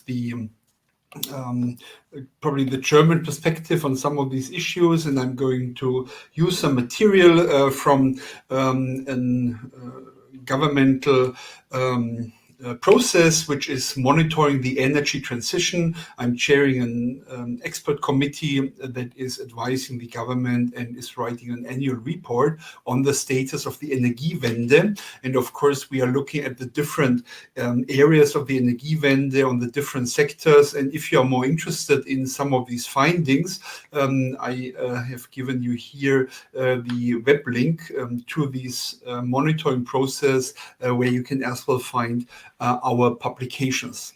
Next slide. So this is an interesting time to talk about the challenges of innovation, because we have just recently changed our targets in Germany concerning climate emission reduction, CO2 emission reduction, greenhouse gas emission reduction. So Germany wants to become carbon neutral by 2045 and wants to reduce emissions by 65% until the year 2030. This followed a decision by the Federal Constitutional Court in Germany that was questioning the German Federal Climate Change Act because it has actually not given targets, mitigation targets, reduction targets after 2030, and it as well between the lines criticized the stringency of the targets. And that is a topic that we as well picked up in the monitoring process. German targets are not in line with the European targets, so we have to ratchet following the EU decision for the EU Green Deal with higher emission reduction targets in Germany. Next slide. So we are talking here about smart cities, and if you move to the next slide. And of course, here our discussion is cross-cutting several sectors in the Federal Climate Change Act. But if you look at the new targets in Germany, the 2030 targets, which are on the right-hand side of this chart, that are sectorally broken down in order to achieve minus 65% relative to 1990, then you can see this will be a challenge for all sectors that are as well making the core of sustainable cities.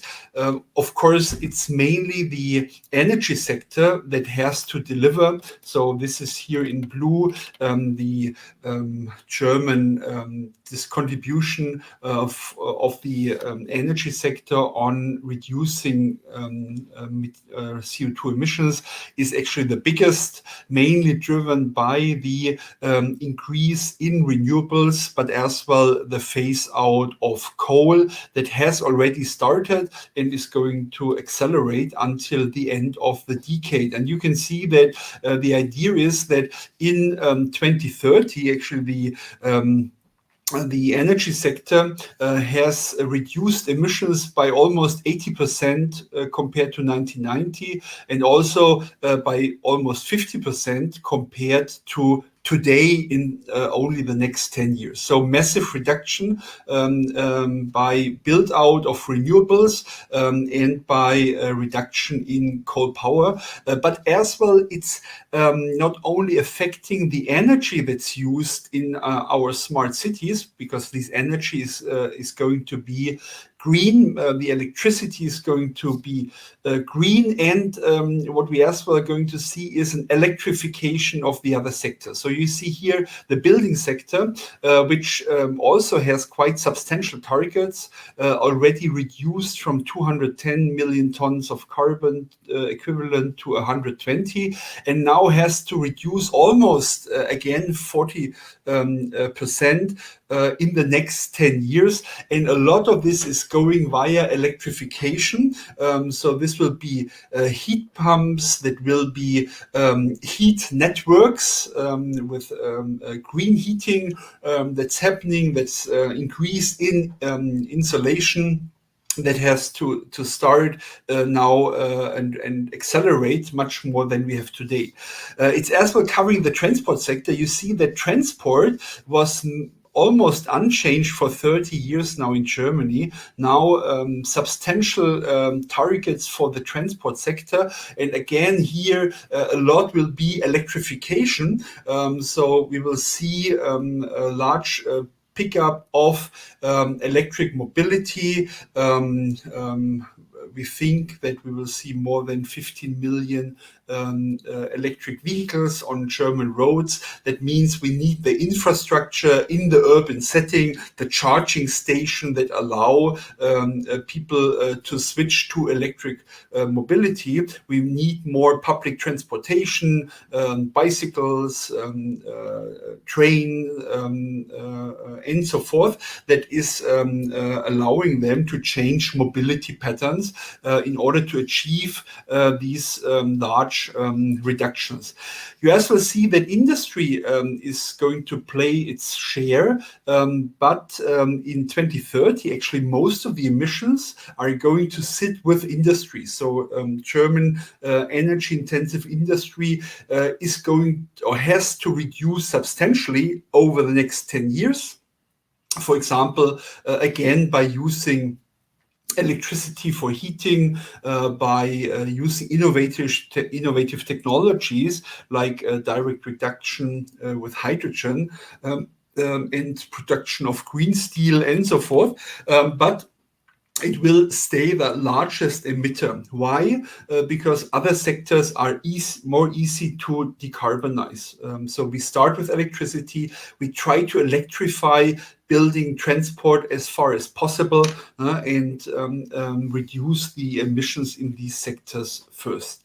And how do we want to do that? Well, next slide. We want to have the right economic incentives. If you move to the next slide, the right economic incentives to allow people to make decisions in the right direction, sustainable decisions, if they are thinking about their mobility, if they are thinking about investing in a new car, in a new heating system, in an insulation for their houses, they of course should see the right prices.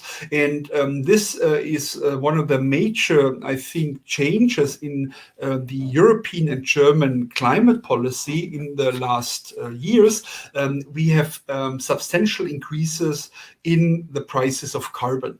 That is true for the EU emissions trading system. I show you here on the right-hand side, the EU emission the price in the EU emissions trading system. They increased in 4 years from 5 euros over 30 euros to almost 60 euros just this week. So an amazing increase in prices, which drove out a lot of coal power plants already and will change dramatically the sectors in the EU emissions trading system.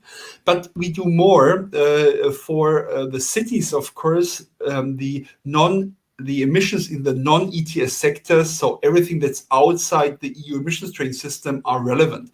The emissions trading system is covering the energy sector, electricity generation, and the energy-intensive industry. Pulp and paper, steel, cement, and so forth, but not the other sectors. So the sectors we are talking in this panel, that is probably small industry.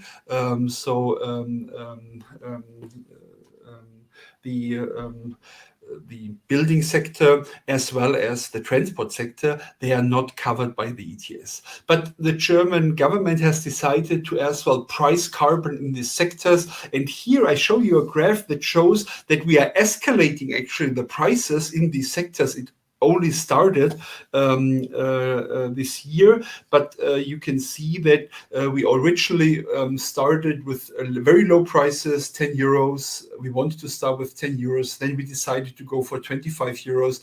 Now we talk about 45 euros with a perspective of 65 euros per ton of carbon. And that will have dramatic consequences. So, for example, gas prices with households, they might go up by 50% in the next 4 or 5 years, simply because of these carbon pricing. And that, of course, makes then carbon free or low carbon opportunities much more attractive. This will be a really big change in the business models, the sustainable business models that we are going to see in the future. Of course, next slide, we need electricity coming from renewables. So if you move to the next slide, I will just give you an indication of what that means. If you go one slide ahead.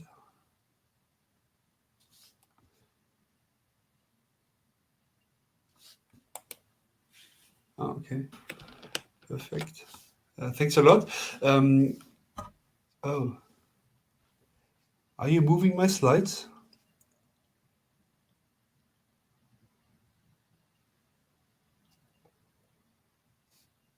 No, that's the last slide.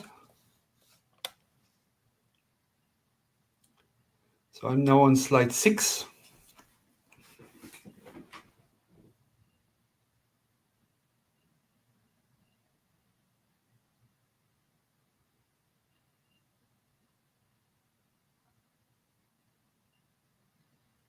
Okay. So if you move to slide 6, there you see electrification of the energy system. I'm sorry, I've not really followed up. You have not moved the slides. Oh man. Okay, good. So no, one back. Electrification of the energy system, it says.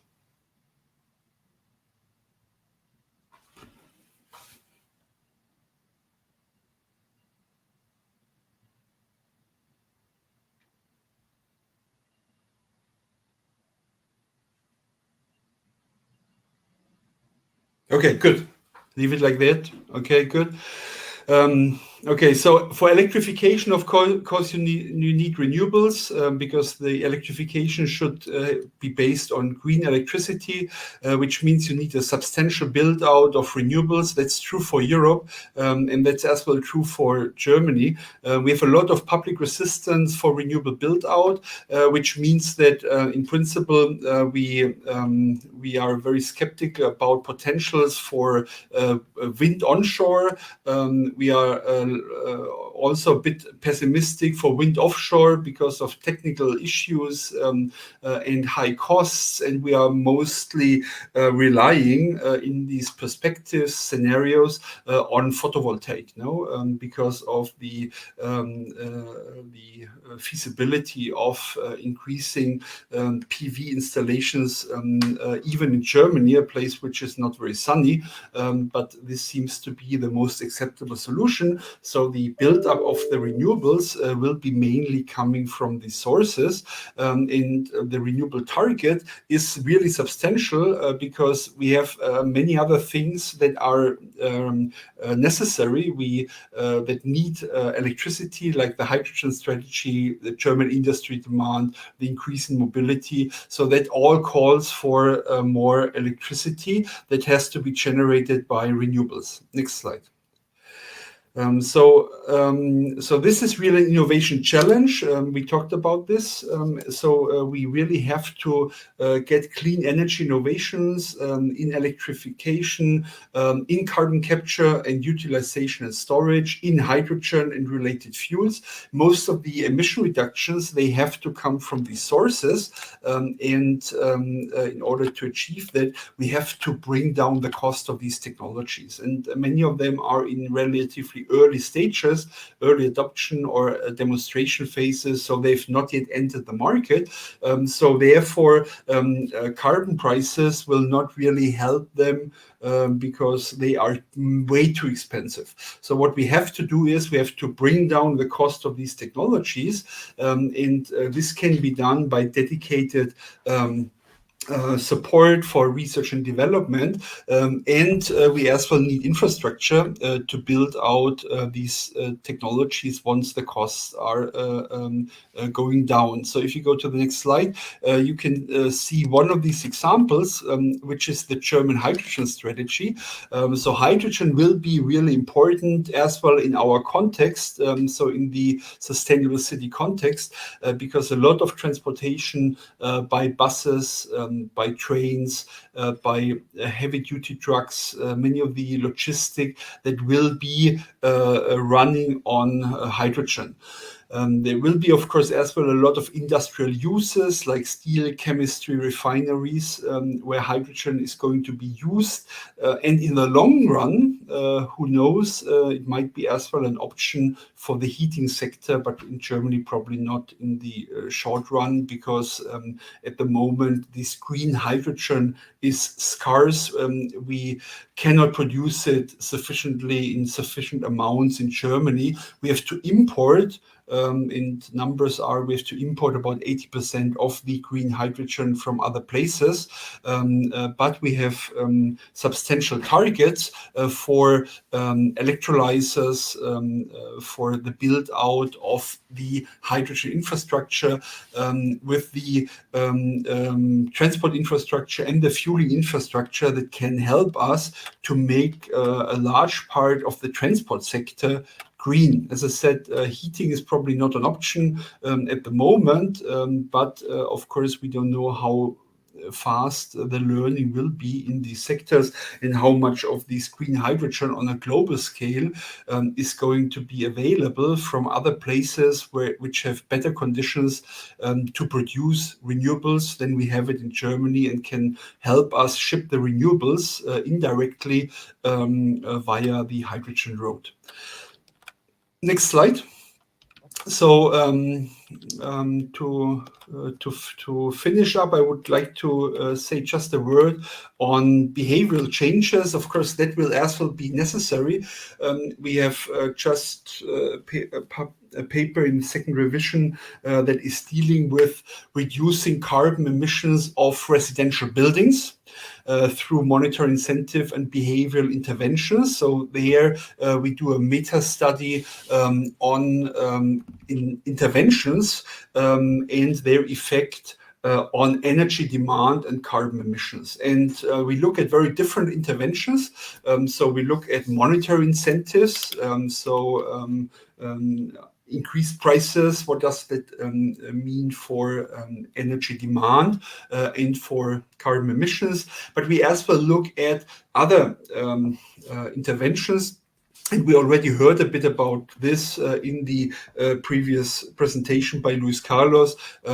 So this is as well about the build-up of social norms, for example, information provision, and the help of processing information via labeling and so forth, the psychological effects of goal setting, for example, motivational effects, feedbacks, and social comparisons. So all these different drivers, they help to steer people in another direction into more sustainable behavior, while being soft interventions. No, they are not working via the market mechanism, but they are complementing the market mechanism of higher prices. And you can see the results of this meta-analysis, and it shows you that, in fact, the monetary incentive, so higher energy prices, actually works best if you look at all these different interventions.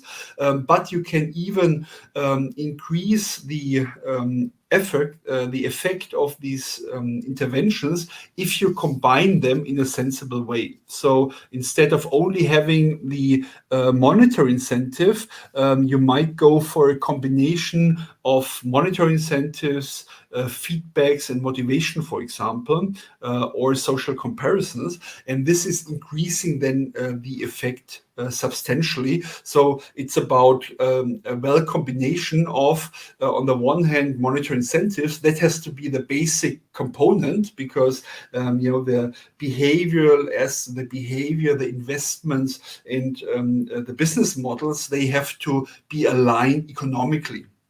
But if they are aligned, then there are many opportunities to spur these transitions via these other channels. And that's, I think, a very important part. So I liked a lot the example of Luis Carlos generating here a sandbox which shows that it can be really done. And these sandboxes or these laboratories, they help really to provide good examples principles that can as well change these norms and steer people and steer organizations to follow. So I think that's very important. I talk most of the time of this top-down type of approach. What's the right regulatory framework? But of course, there's also the need for a bottom-up approach to achieving these targets. Okay, so next slide. So this was my presentation.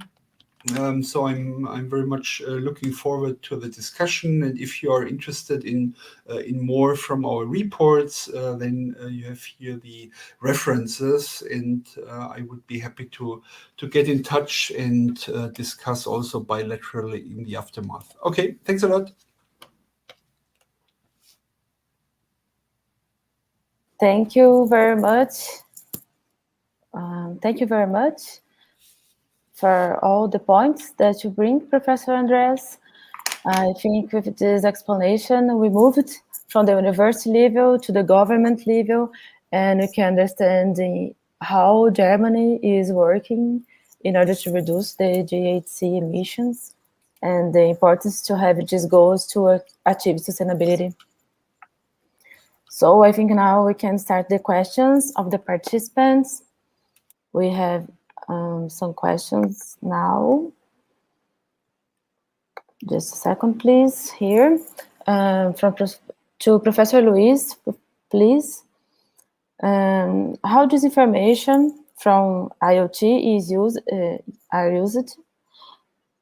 How is the present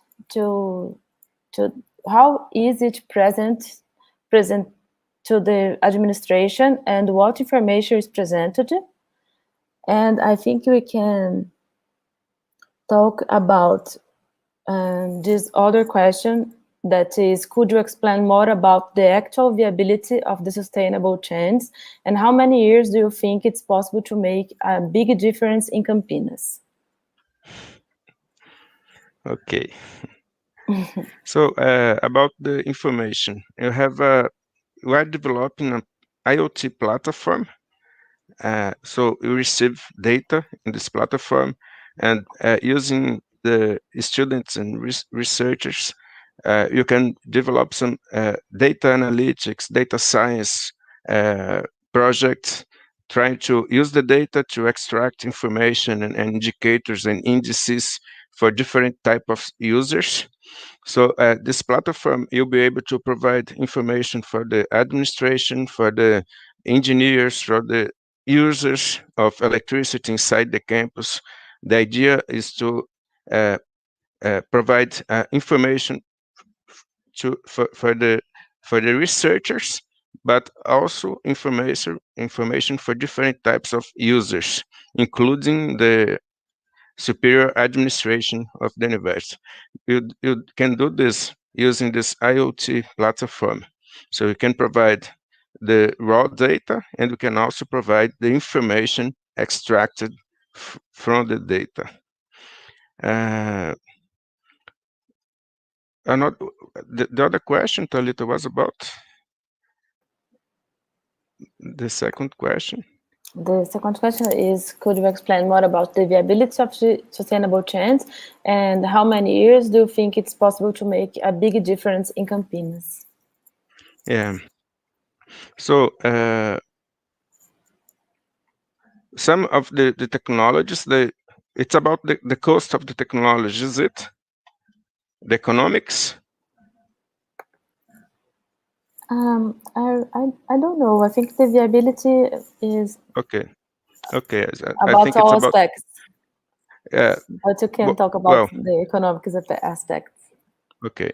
For example, in Brazil, we're talking about Brazil, you have already a very good economical viability for PV generation. It's the cost is going down every year. The same for when you talk about LED lamps, we have also very good economical return using LED lamps instead of incandescent. We still have incandescent lamps For example, in the student housing, we still have incandescent lamps and also fluorescent lamps. But for example, electric bus and electric cars, we have still a big problem in terms of economical viability in Brazil. It's still very expensive. In our case, the electric bus was very expensive. In UNICAMP, you can do all this investment because it's part of external financing from energy efficiency programs and also R&D programs. So the electric bus is not only a bus, it's a research equipment for us. But the economic viability for this is still quite complicated in Brazil. There is still another question, Thalita. No, I think that's it. Thank you, Professor Okay. Luiz. We have a question for Professor. He asked about how many years you can have some impacting result for UNICAMP and for Campinas. Yeah, but in the case of UNICAMP, and when you take electricity usage in the university, in 5 years we have an impact of 10%. So I think it's possible to have an important impact in 10 years or 15 years. When you go to metropolitan areas, of course, it's a much more complicated problem. But this is Professor Andreas mentioned about this. The project in the campus, I think one important aspect of this kind of project, it is to show that it is possible to produce an important impact in a short period of time. Of course, funds to do this is a big problem. You need the money to improve, to do this transition, but it's possible to produce a significant impact. Yeah. So thank you very much, Professor Luiz. Okay. Now we have two questions for Professor Andreas. That is, how do you evaluate the role of public financing and the management in advancing green technologies in the electric sectors compared to private financing? Well, that's an important question because now, of course, with the COVID crisis, the governmental budget, of course, is tight, obviously, and the question is how can we really manage and finance this transition? And what is clear is that the challenge for financing the transition is huge. Governmental budgets will by far not be sufficient to move ahead. So we need private finance. And that's the reason why I insisted that we need to build up the business models, that this is viable as well for companies to invest in these activities. So, of course, we have to bring down costs. Luis Carlos has said this. I mean, at the moment, the buses are very expensive. So therefore, we need these ramping up of production that is helping us to reduce the costs in order to make this viable. And there is obviously a role for government that is not only then in terms of giving subsidies, but it's as well from public procurement, for example, demanding these sustainable solutions. But the real important thing is you have to get the framework right, such that it pays out for industry and for individuals to make these investments. Otherwise, it's not going to work. Okay, thank you, Professor. I think this other question you both can answer. That is, the water hydrogen electrolysis system uses iridium or platinum electrodes. So how competitive would it be with other energy storage systems? Yeah, of course, it depends a bit on what you want to achieve with the different storage systems. In the German case, I think there are different uses. The first is a long-term storage, that is bridging then really differences in in electricity demand and supply over longer periods of time. We are going to move out of coal power, I told you, and of course then we need some backup possibilities to secure our electricity systems, and that will come from gas power plants that are running on hydrogen, not today but in 10, 15, 20 years.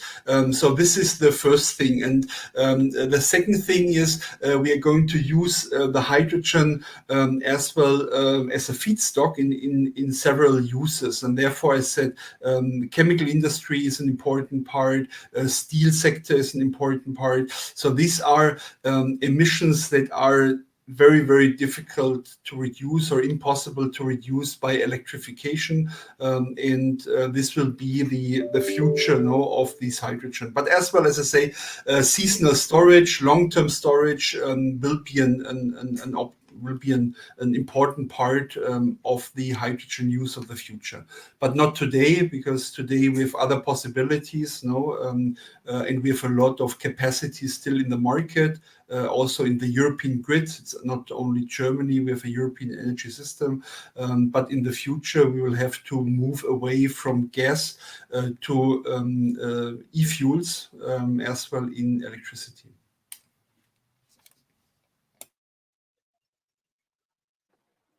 Thank you. And now I think we have one question that you two can answer. That is, do you think that the living labs applied at the university level can be a pilot of what should be implemented at the city level in the sense of research, community involvement, and financial possibilities?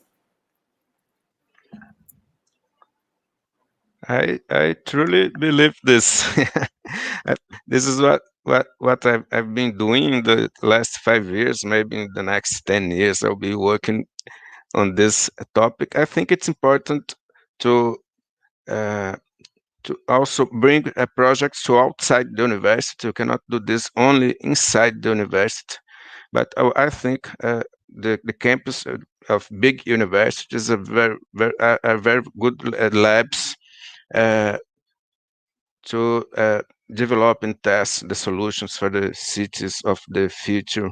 The campus usually have very concentrated areas. The cities may have very big areas. I think it's much better to experiment in a space like university or corporate campus, and after this you can expand the projects for the cities. I think it's a good way. I truly believe this. And we have this as well in Germany. I was in a panel last week with the president of the Karlsruhe Institute of Technology. They are doing similar things, probably not as concise as Luis Carlos has shown us for Campinas, but there are a lot of these type of prototype projects in universities, sandboxes, and in general, the German government, for example, is now actively as well supporting these prototypes.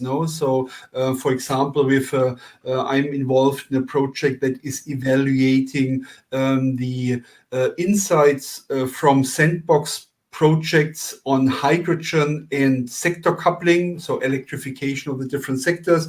They want to support something like 50 sandbox projects all over Germany, and try to learn in a structural way what can be taken out of these projects. And of course, there are a lot of things that will be really relevant as well for the discussion about the sustainable cities. And we see also some of these sandboxes be around development of living quarters, for example, in urban areas, where we bring together these different opportunities, where we start experimenting with virtual power plants, on smaller scales. We talked about smart meters, and bring all these different technologies together in a local context. And this is what's happening if we are developing in Germany now, for example, new quarters in cities. The planners will really try to think how this can be developed in a sustainable way, and what are opportunities to develop this as sandboxes for the future. Thank you, professors. Oh, I think we need to close our panel now. And I'd like to thank you very much for the opportunity to learn more about what our situation and our challenges in the electric mobility, innovation, and smart cities, thinking about the environment and our future. And I think it's clear again in this event that we really need to have a more transdisciplinary research at the university level, at the government level, in order to science continues to support government decision and to bring more information to citizens. So thank you very much, Professor Luiz and Professor Andreas, for joining us and for this very interesting panel. I am sure that the participants really enjoy and learn a lot. Thanks for moderating, Thalita. Thanks a lot, Luis Carlos. Thank you, Thalita and Andreas. Yeah. Thank you, the organization, for the opportunity. I think now we can go to the network session to continue our discussion. Okay.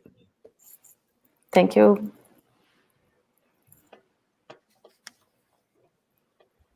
So thank you. That was the panel 3 on smart cities, mobility, and innovation. Another outstanding performance from our speakers. Our scientific committee really worked hard to only bring us the very best, and they have fulfilled that task very well.